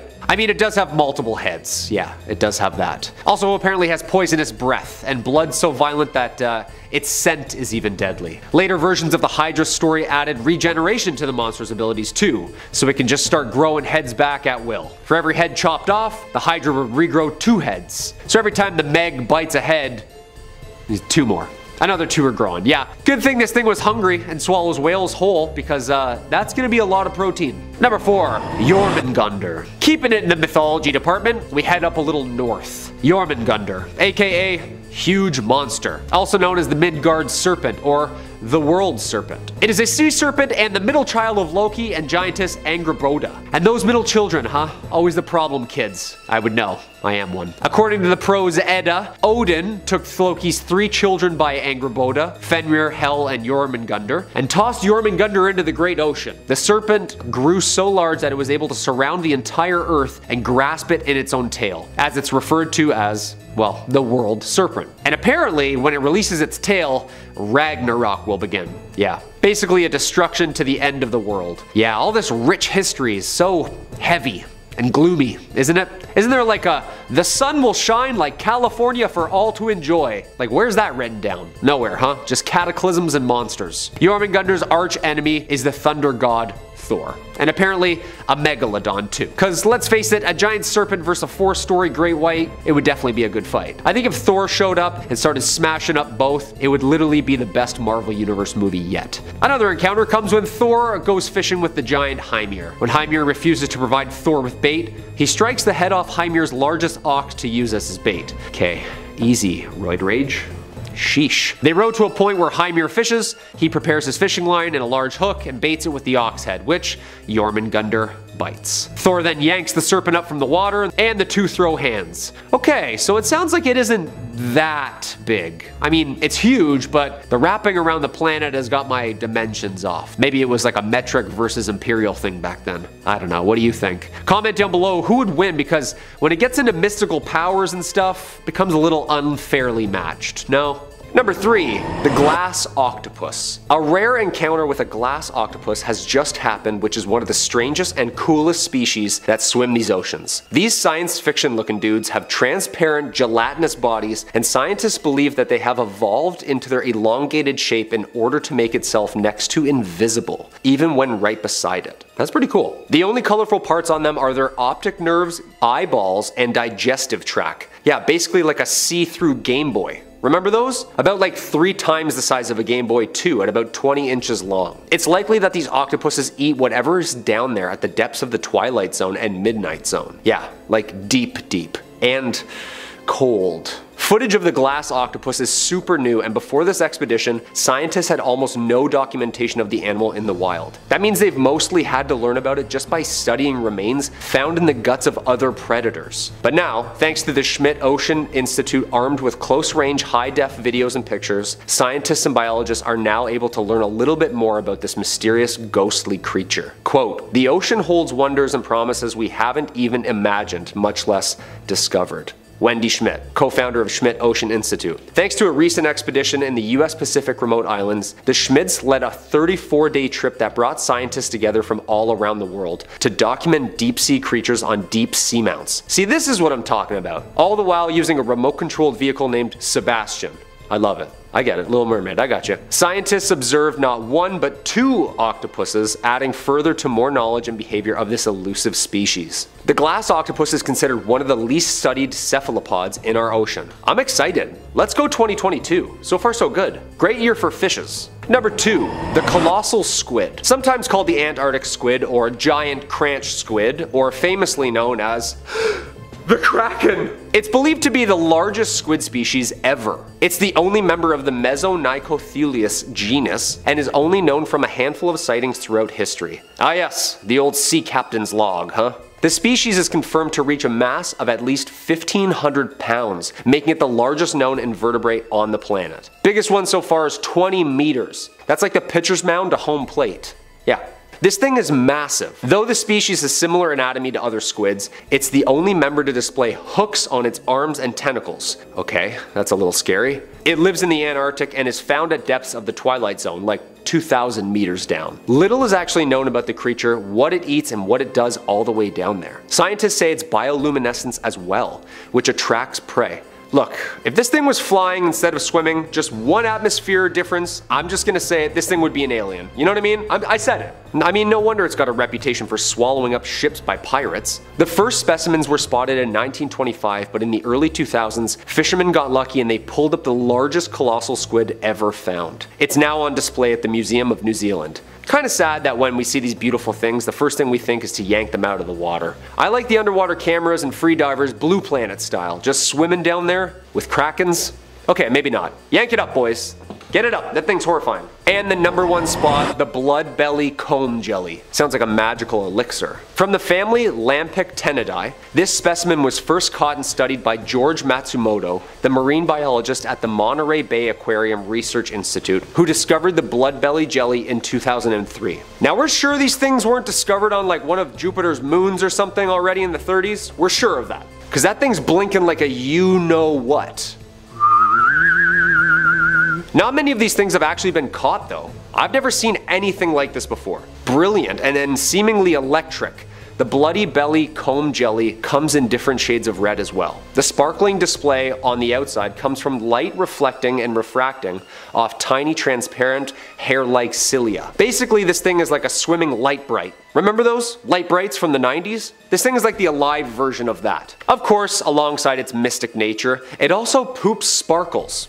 Seriously, like a little alien unicorn. That's neat, right? Its name comes from its ruby red color. While it's pretty much invisible from underneath its belly, from above and in front it lights up like the 4th of July, luring predators in with its mesmerizing patterns. Red is nearly invisible in the deep sea, so the vibrant crimson that gives the comb jelly its name is actually helping it hide. Blood bellies are technically ctenophores, not true jellyfish. Many comb jellies have caloblasts lining their tentacles which work like glue instead of venom. Upon touch, a spiral filament automatically bursts out and releases this sticky glue stuff. Once a fish is unable to swim away, the comb jelly reels in its tentacles and brings the food to its mouth. Okay, so this thing just became absolutely terrifying again. The deep dark sea, we gotta respect it. How insects and how jellyfish eat scares the out of me. I can't explain it. Watch it for yourself. Number 5 on this list is the Joragumo. So before we get too deep into this entry, I want to start off by saying that I hate spiders. As a kid, they were my worst fear and I just had like zero love for them at all. And that's what makes the Joragumo especially terrifying to me. Joragumo are terrifying demon creatures who resemble large, dangerous spiders. They have the ability to shapeshift though and can sometimes appear as beautiful women. Gajin Po says, translated to English, Joragumo literal means woman spider. However, the kanji can also mean entangling bride or whore spider. They are cunning and appear as seductive young women. They feed on young men who fall for their tricks, trapping them in their webs and devouring them slowly. There are several stories based on the Joragumo. In Tonogusa, a young warrior encounters a beautiful woman. Realizing she's a yokai, he strikes her with his sword and she flees to the attic. There, they find a dead spider about 30 centimeters long and surrounded by decaying bodies. In Izu, Joran Falls is home to a Joragumo. The legend says a woodcutter encountered the spider when she tried to drag him behind the waterfall. He escaped, warning the village to stay away, but an outsider met the Joragumo. Surprisingly, she let him live as long as he never spoke of it. Unfortunately, the man was the opposite of coy. The story diverges from there, but most virgins end with him entangled in spiderweb and wishing he'd kept his mouth shut. So not only am I not a fan of spiders, but I'm also a young man, literally the exact food that this beast is determined that they like. Also, how the heck am I supposed to know if this nice pretty lady just wants to go out for coffee with me or put me in her web and eat me? The legend is thought to make people question their choice in partners more, but if it's actually true, then be very careful of the Joragumo. Number 4 on this list is the Nurikabe. Nurikabe is super interesting and very different from a lot of other entries that we have on this list. I suppose that's because, in all honesty, these Nurikabe are a bit more derpy than they are scary. However, if you underestimate them or don't treat them as a threat, then that's where you're going to run into problems. The name Nurikabe translates to plaster wall, and that's a very good description of what these creatures actually are. These creatures are said to manifest as a big wall that blocks the way of travelers, an invisible obstacle that will appear to foreigners and send them in weird directions. They're so tall that you can't climb over them and you won't be able to go around them. You'll be forced to change your direction. This is the extent to what the Nurikabe will do. They aren't going to hunt you down and kill you. They're not going to cause natural disasters or curse you or anything like that. They'll just block your path. And even though this doesn't seem like a big deal, well, it kind of is. The amount of stories that people have had about getting dangerously lost out in the middle of nowhere due to these things is insane.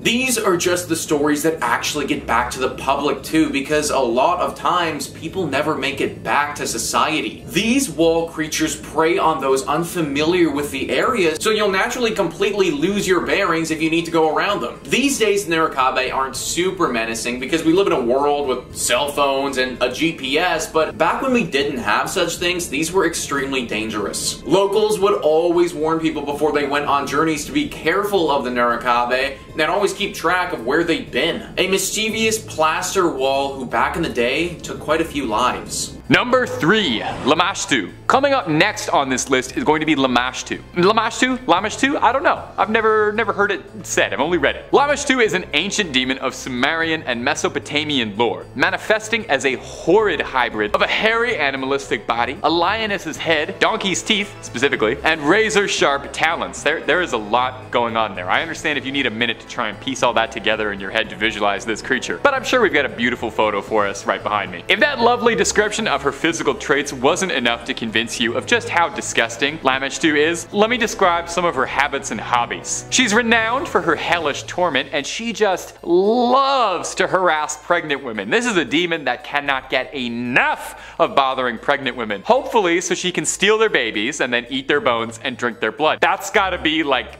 you know, some of the most evil things you can possibly do. So I feel like that's definitely qualifications enough to earn this baddie on the list of the top 5 demonic creatures scarier than the devil. Now, she's known to wipe out crops, contaminate water, she spreads plague, pestilence, famine, death, and I'm sure if she could, she would spread war too, just to round out all the horsemen. It's said too that she is also capable of possession, and once she's inside you, you'll experience terrifying nightmares every single night and come down with a grave illness.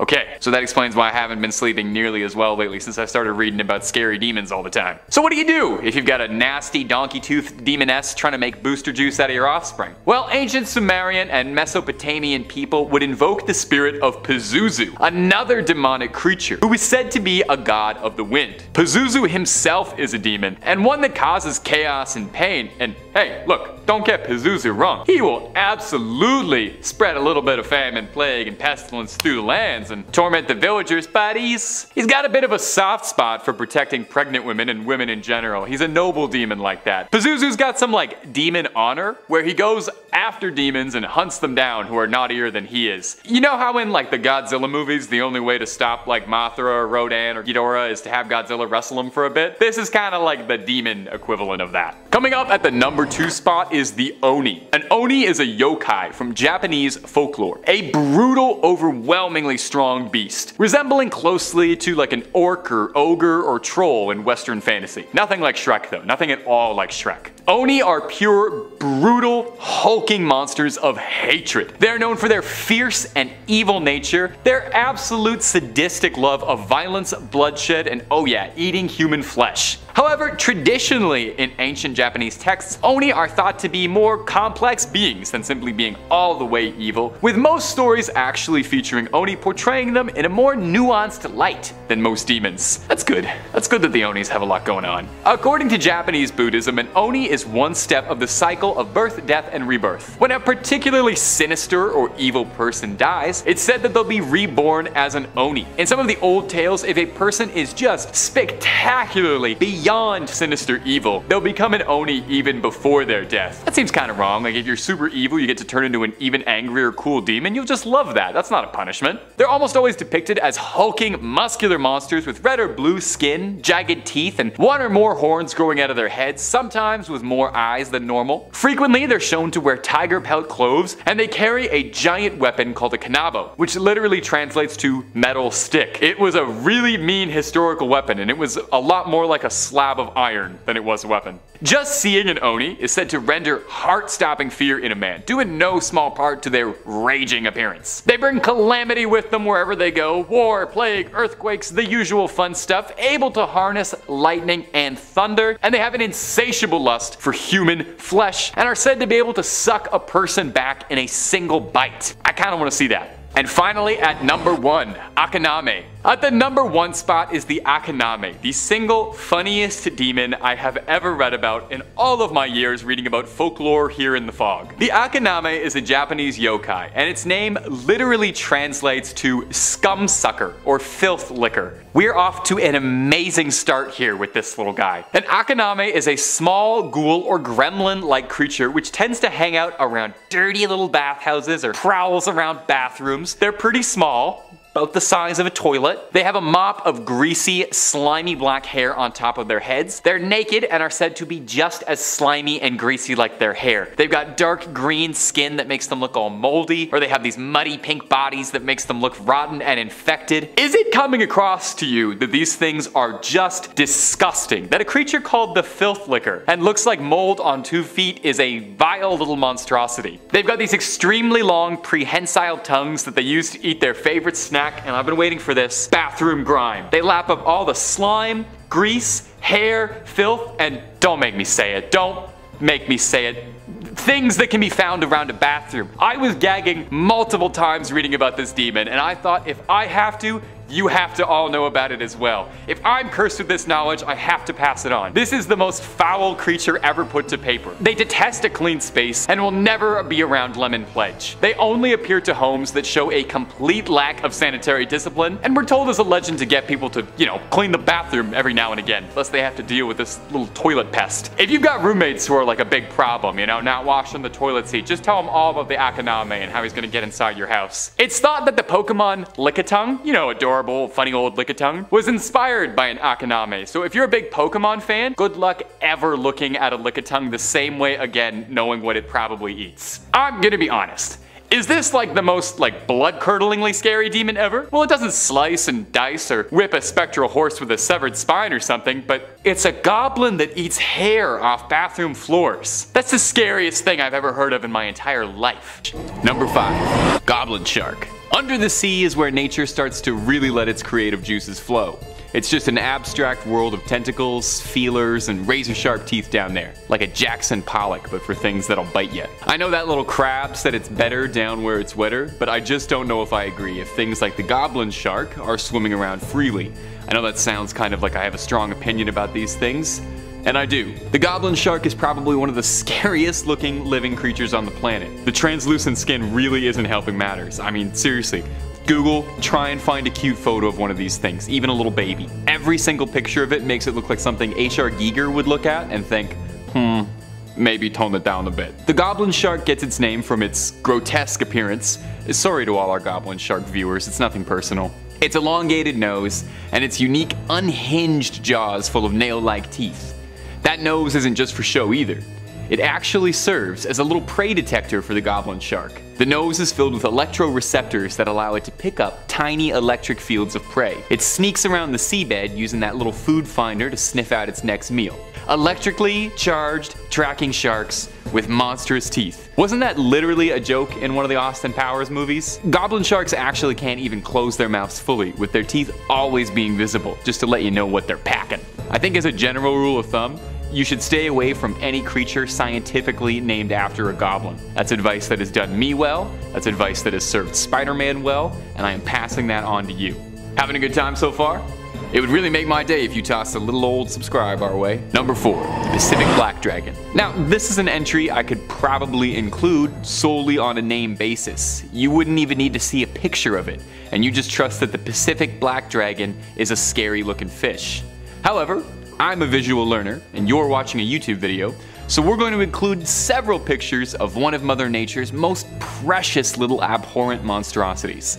Take a look at this thing. You would be forgiven for thinking that this thing popped out of that one guy's chest in Alien, because it looks way more like a chest burster than it does a fish. And for those keeping track at home, that's my second reference to the 1979 sci-fi classic, and it probably won't be the last in this video.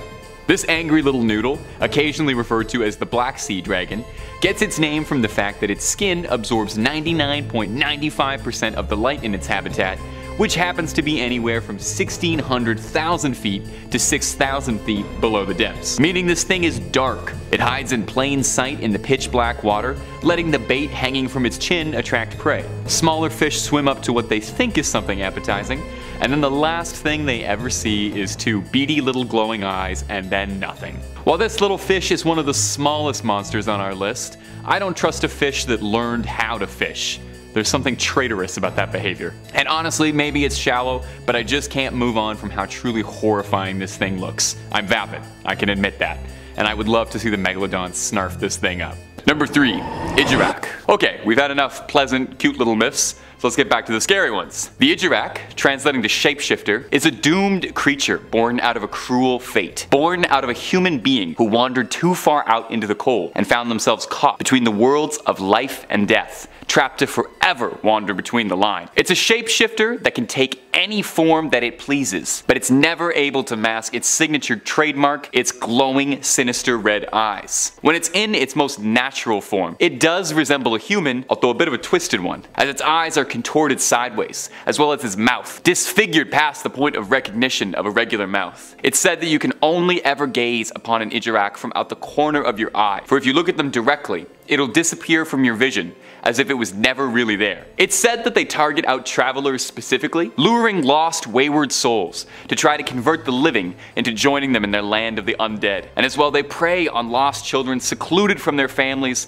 to drag them away and steal them. It's best to steer completely clear out of any territory Ijirak are said to inhabit, as no matter how well versed you are with your environments and your tracking ability, once you've made yourself exposed to the presence of an Ijirak, you're bound to become ensnared in its trap eventually and lose your way. That's why they build the Nookshuks to help the children find their way back home if they're able to convince an Ijirak to let them go. Now, it's said if you do encounter one, and if you survive, you will barely be able to remember what happened, with all of it seeming like a fleeting, distant dream. Number 2, Yeti. Now, you had to guess that if we were going to do a list of icy creatures, that the abominable snowman would be making a snow-stopping appearance. Snow-stopping? Like show-stopping?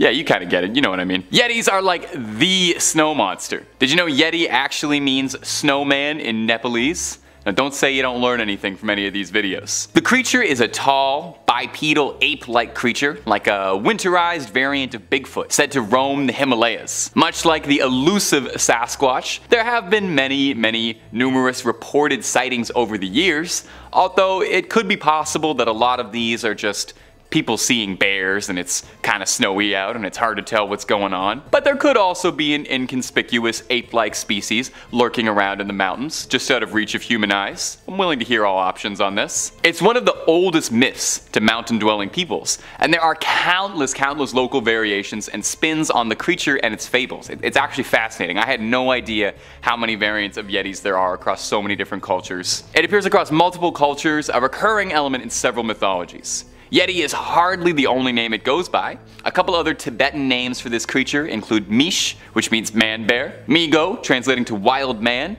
and Bunmanchi, which is Nepali for jungle man. It goes without saying that abominable snowman is not the indigenous name for it, but rather a name dubbed to it by British officers in the 1920s who were fascinated by stories of the creature. It's a bit of a misnomer because most cultures actually view the Yeti as a bit more of a benevolent being than any of those names might suggest, with some cultures viewing them as descendants of gods or divine beings, or see them as an intelligent species that just wants to be left alone and respected, driven to near extinction from hunters. And I can respect that. Let these beautiful creatures just vibe out there. And finally, at our #1 spot is my personal favorite northern winter cryptid, sometimes called the Wetigo, but most commonly known as the Wendigo. The Wendigo is a vengeful, malevolent spirit, originating from plains, Great Lakes, and First Nations people based around the east coast of Canada. Is that why I included the Wendigo up at #1? Very possibly. Like pretty much all mythological creatures, there's no set truth or one story about the Wendigo, and countless local variations exist on it. Depictions of Wendigos range from a humanoid, emaciated, nasty-looking creature, a bit like me, although somewhere down the line, it became very popular to depict the Wendigo as a bipedal monster with a deer's skull in place of a head. In some Ojibwe and Cree lore, the Wendigo is described as being massive, towering over humans, although this trait seems to be unique to those stories. It's said that Wendigos maintain their faculties from when they were human, able to communicate, speak, to be able to better lure prey or taunt and threaten their targets. Common to all depictions of the Wendigo, though, is that it's a malevolent, vengeful spirit which takes over humans. It's sometimes thought to be the embodiment of human greed and gluttony, and invokes an insatiable lust for hunger, and oftentimes a devouring desire for human flesh. Some variants of the Wendigo myth say that a starving human who succumbs to their darkest desires and consumes human flesh will find themselves transforming into a Wendigo. Other times it's said merely being around the presence of one will slowly cause you to turn. It's thought that Wendigo myths originate as a means to encourage cooperation among people, for if you're overcome by your own greed or foolishly venture off by yourself, you'll descend and turn into one of these vicious creatures and only end up serving damage to your community. Now, for whatever reason, we are fascinated as a culture by Wendigos. We just love these guys. They pop up all the time. There's a Marvel character named Wendigo based off the myth who I'm sure is getting a 10-episode Disney Plus series as I speak. Wendigos appear as the central antagonist of the video game Until Dawn, appearing as pale, emaciated creatures born out of flesh consumption and living in the mountains. And recently, the 2021 horror film Antler centered around a Wendigo as its main antagonist. We seem to always be hungry for more Wendigo content. Nothing ironic about that. #5. The Kraken. Over the port side, boys! There she blows! Butter down the hatches, the Kraken's here! I'm sorry, I absolutely could not resist. I'm just trying to paint you a picture of the scene here. The Kraken is an absolutely legendary sea monster, harking back to old sailors' tales from the 17th century. It started as an old Nordic legend and was said to haunt the waters from Norway through Iceland. But as its legend grew, stories of the Kraken would be passed throughout the world, carrying on from sea to shining sea. It's widely theorized that the legend of the Kraken began with sightings of the colossal squid, a creature almost as mythical as the Kraken itself. An old fisherman's tale, it's depicted as a colossal cephalopod, capable of crushing a fully stacked galleon with its tentacles and bringing it down to the ocean floor. If the tentacles and its heaving beak aren't enough, it also creates whirlpools around it, as it drags your doomed ship down with it all the way down to Davy Jones's locker. The Kraken probably has one of the best PR agents in the sea monster community, being the subject of stories, songs for centuries, finding its way into numerous movies, a career-making role in Clash of the Titans, a very strong supporting role in the Pirates of the Caribbean franchise really helped elevate it to stardom, even finding its way into a bunch of video games over the years, serving as a boss for players in God of War, Sea of Thieves, and for the real OGs out there, RuneScape as well. When it comes down to who could defeat who, it's not even a question. The Megalodon wouldn't get so much as 30 seconds with the Kraken. The Kraken of lore was crushing ships in seconds. You think it's even gonna notice crushing a shark? Number 4, the Loch Ness Monster. Now, the Loch Ness Monster is probably the most famous sea creature of all time, and probably one of the most famous Scottish things of all time, alongside William Wallace, kilts, and haggis. It's also one of the world's oldest recurring cryptid stories, with the first reports of Nessie going all the way back to the year 565. And since then, Nessie has delighted cryptozoologists the world over, becoming a cultural icon for Scotland and the Loch Ness as a whole. There's been several concentrated efforts to really find the Loch Ness Monster over the years, and while nothing has ever officially shown up on a sonar or radar, that has never stopped the stream of sightings and photos of the Loch's gentle giant. Nessie seems pretty benevolent. There's never been a story or an allegation of the Loch Ness Monster eating or hurting anyone, usually just sticking its cute little head out of the water for a quick little blurry candid to be discussed and analyzed for years. Let's talk serious for a second here. In the ring, squaring up in a 1v1, I've absolutely got Nessie over the Megalodon, easy. That long neck is going to wrap around the Meg, get that thing lassoed. You know, the Meg is big, sure. But the Loch Ness Monster clearly has some stealth capabilities. I mean, it's been eluding capture for the better part of 1500 years, so I've got to imagine that Nessie's got to know some pretty good tricks for hiding. But more so than anything, Nessie's got the people of Scotland riding for them. You're not just messing with a sea creature Megalodon, you're messing with a beloved cultural icon. It would be like going to war against raccoons in Toronto. The people just won't stand for it. Number 3, Cthulhu. Come on, we know this guy. Now this would be a good fight. This is sort of fathomable. Well, kinda. An extinct shark versus a made-up ender of worlds. Cool, let's do that. Basically a giant humanoid octopus dragon versus the Carcharaslus Megalodon, a triplex-size apex predator. It's definitely gonna be in Vegas, and pay-per-view, I'll tell you that for free. Cthulhu is a fictional cosmic horror entity thought up by the twisted mind of cosmic horror writer H.P. Lovecraft. First introduced in his short story called The Call of Cthulhu, published by the American pulp magazine Weird Tales in 1928. He's like the first creature Lovecraft pondered up. He's terrifying. He's supposed to bring Armageddon upon us when he wakes up from the bottom of the ocean. Yeah, again, not all sunshine and rainbows with these stories.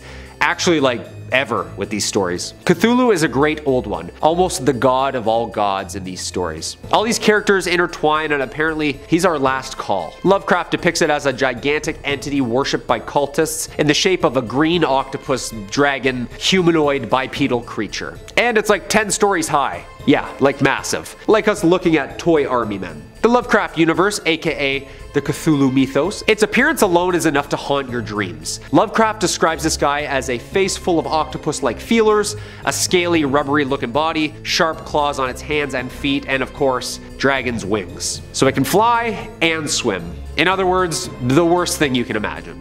Yeah. Cthulhu can fly, which he has on the Meg, for sure. And also, the mind control, I don't know how sharks' brains works, but Cthulhu gets in there, yeah, you're in trouble, Sharky. Number 2, the Leviathan. Okay, so we're diving into some very sacred texts now, the Bible. In said pieces of scripture, there's a tale of a giant creature that could swallow up cities, apparently, and is also an awesome roller coaster at Canada's Wonderland. Gotta try it if you haven't been on it yet. This twisty, turny, vicious monster was actually modeled after this twisty, turny, vicious monster, the Leviathan, the second of the great monsters described in the book of Job. This Leviathan is an absolute unit of a sea monster, who's impervious to literally any human weapon. I mean, what were the weapons back then though? Like bows and arrows, swords maybe, little pokey things, you know? It's not gonna do much. Apparently locusts too, yeah, those are terrifying. This Leviathan breathes fire. It emits smoke from its nostrils, and it's related to another ancient monster called Lotan, a 7-headed giant serpent who's represented as pure chaos. I mean, what Bible creature isn't terrifying though? Was this giant sea snake a water dragon? Because apparently it's something like 300 miles long according to the Bible. So it's like Jormungandr territory, but longer. Maybe it's the same creature, told by 2 different peoples? Mind blown. Again, the Megalodon I think would just chomp this thing and dive deep down to the Twilight Zone and it's lights out. We've seen Jaws, right? Yeah, picture that but like 40 times the size. Yeah, we're gonna need a bigger boat. Number 1, Godzilla. I had to, obviously, we're having fun here today. Godzilla, yes, of course, the king of kings, aka kaiju, originates from a series of Japanese films. The character first appeared in the 1954 film Godzilla and became a worldwide pop culture icon ever since. Appearing in a ton of different media, 32 films, 4 American films, video games, novels, comic books, TV shows, you name it. Godzilla has been, like I said, the king of all monsters. Of course, a phrase first used in Godzilla, King of Monsters. Godzilla is enormous. It's destructive. It's a prehistoric sea monster awakened and empowered by nuclear radiation. With the nuclear incidents of Hiroshima and Nagasaki and the Lucky Dragon 5 incident, Godzilla doesn't really like nukes. Yeah. The amphibious reptilian monster is basically based around a concept of a dinosaur, erect, standing up, very tall. Of course, a bony plated back and tail, and let's not forget the special abilities Godzilla has as well. Atomic heat beams, or as I like to call it, stank breath. Dude had tonsil stones so bad, nuclear energy generates from them. Well, not really, but inside of his body using electromagnetic force to concentrate it into a laser radioactive beam. Amphibious, of course, so it swims and breathes underwater, which is gonna come in handy. Immune to conventional weapons and can regenerate. Yeah. And it's massive. Of course, Godzilla was said to average around 150 feet tall. In the American version, Godzilla is like 400 feet tall. Like, just a little bit bigger. This is kind of a no-brainer here, obviously, right? This little sunfish would have nothing on the king. Number 5, the frilled shark. Chlamydoslacus ingenius and Chlamydoslacus africana, or better known as the frilled shark and the frilled South African shark, are the 2 extinct species of shark that swam our oceans. Thank gosh. Well, actually, still kinda do. The frilled shark is considered a living fossil, not just its age and time spent surfing the coast, due to its primitive eel-like physical trait, the brown color, the jaws, 8-foot body, and the way its fins, spine, and head move under the water are common in ancient serpents and water creatures. So this thing is like an eel-serpent-shark hybrid. Yeah. Little jarring. Commonly referred to simply as the frilled shark because of its 6 pairs of gill slits at its throat. It swims amongst the Atlantic and the Pacific Oceans, usually in deep, dark, murky waters of the outer continental shelf and upper continental slope. These deep dive sharks usually live and sleep near the ocean floor. Okay, that's a good sign, of course. They live on a diet of cephalopods, smaller sharks, and even swim to the surface at night to feed what's floating atop on the surface. When hunting, the frilled shark moves like an eel, bending and slithering to swallow prey with its long and flexible jaws, which are equipped with 300 rows of recurved, needle-like teeth. So am I just gonna like snorkel into one of these things any day now? Well, good thing is they're really hard to find. Like, really hard. Usually caught by accident in commercial fishing nets, usually at depths anywhere between 50 and 1,000 meters. So unless you're free diving at night, you should be okay. Yeah, they like it deep and dark. I'd say these things are already scarier than the Meg. It's like a shark but an eel-snake hybrid with a shark head and shark-size teeth. That sounds a bit scarier. Well, I mean the Meg preferred warmer, shallower waters, so maybe this one's a tie. I don't know who's snorkeling 2 miles deep, but it's certainly not me, okay? In my opinion, I'd take a large great white over this dinosaur-looking thing slithering after me any day. Number 4, the Fangtooth Fish. Ah yes, the Anoplogaster cornuta, or commonly known as the Fangtooth. I wonder why. Though they spend most of their time in the deep, common fangtooths are known to migrate towards the surface at night. Sorry, the fangtooths are known to migrate towards the surface at night. That is the scariest sentence I've ever said. Dude, these are way scarier than this giant ancient shark. Like, all the scariest things come out at night, you notice that? And root canals, but they're usually done during the day. The word Megalodon is Greek words meaning giant tooth. I'd take big teeth over this thing chasing me around any day. Thankfully though, this guy is only about a foot in length. Okay, that's not so bad. The fish has a mouth that are full of long snake teeth, perfect for hanging on to its prey as they shake. The lockable jaws ensure that, although thrashing may occur, the fangtooth's teeth are locked clamps that effortlessly swim with dinner in its mouth, just getting dragged deeper and deeper down, wiggling and can't move, trying to run for their lives. Well, swim for their lives. And fish of any size. I'm sorry? Yep. Any size. Common fangtooths have been recorded at depths of about 5,000 meters, so whatever lives down there, it's game on. Look at this thing. I was scared of sunfish and seaweed brushing up against my legs. This thing swimming by me, this thing? It looks like a night terror in itself, stalking their preferred prey of crustaceans and, of course, other fishes the same size. Common fangtooths are more active than many other deep-sea fish and seek out food for meal and sport rather than being purely ambush predators eating when they're hungry. That's terrifying.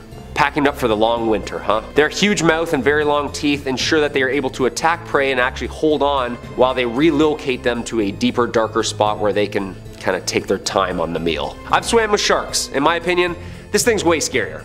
Like, eating small critters running around the ocean floor, sure, but also imagine eating something the same size of itself with teeth? No problem? Slowly devouring it, bite by bite? Yeah, that's way scarier. Come on. Just reattaching itself every bite?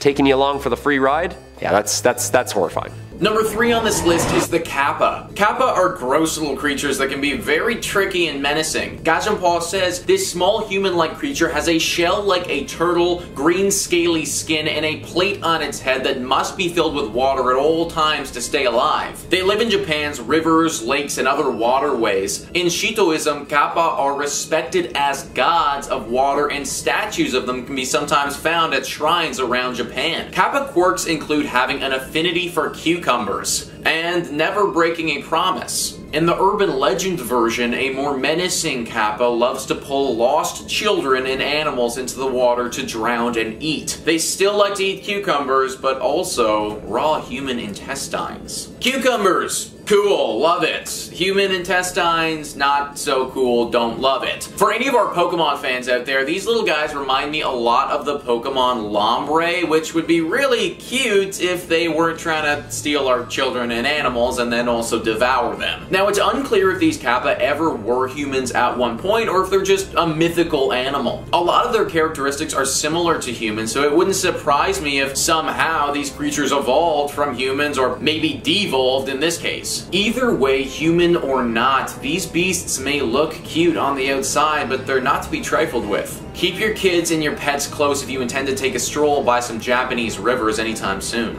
Number 2 on this list is the Onro. Onro are not the sort of spirits that you want to be bringing to some sort of social gathering. Not only because they are super dangerous and could literally kill you, but honestly, they're just a major buzzkill. The word Onryo translates to vengeful spirit or wrathful spirit, and in folklore and legend, that's pretty much exactly what they are. Vengeful spirits who have returned to the world of the living with the goal of causing harm to those who wronged them when they were living. These spirits have the power to manipulate things in our physical world, and I'm not just talking about opening a door or something small like that. They can fully change the weather and cause natural disasters to hit entire cities. This is extremely scary because if an entire city, let's say, wronged this spirit while they were alive, then they're going to exact their revenge on that entire city. Now, a lot of times these spirits are portrayed as women with jet black hair and a very pale and almost deathly complexion. It doesn't have to be women though. That's just simply how the media has shown them to be up until this point. A male Onryo could be just as likely if that spirit is holding on to some serious trauma from their life in the living. Usually people who have been murdered or had their entire lives ruined due to the selfishness of others will become Onryo. It's a lesson to all people that are living to be kind to those around you, not only just because that it's the right thing to do, but also because having an Onryo come after you isn't the best idea. And number 1 on this list is the Gashadokuro. So this mythical being is really not something that you'd want to run into. Gajanpaw writes, the poor unfortunate bones of those who've perished on the battlefield turn into the Gashadokuro. These yokai form in places where masses of normal skeletons lie, such as in villages after famine or disease has wiped out the population. Because they died without a proper burial or funeral rites, the souls and bones come together and create one giant skeleton 15 times the size of an average person. The skeleton specters feed on lone travelers, biting their heads off, feasting on their bones, and drinking their blood. Dracula style, guys. It's like some sort of boss from Castlevania. And it truly does feel like a boss in a video game or television show. A 15-foot tall giant skeleton that's been made from the dead bodies of the soldiers who perished here. Like, really think about how horribly terrifying terrifying a creature like this would be. You would also have no possible chance of winning in a battle against it, because how can you kill something that's already dead? Yokai says the earliest record of a gashadokuro goes back over 1,000 years to a bloody rebellion against the central government by a samurai named Tera no Masakado. His daughter Takayashi Hime was a famous sorceress. When Masako was eventually killed for his revolt, his daughter continued his cause. Using her black magic, she summoned a great skeleton from the bodies of dead soldiers to attack the city of Kyoto. If this beast of a creature can take on an entire city by itself, then I definitely don't want to be running into it by my lonesome.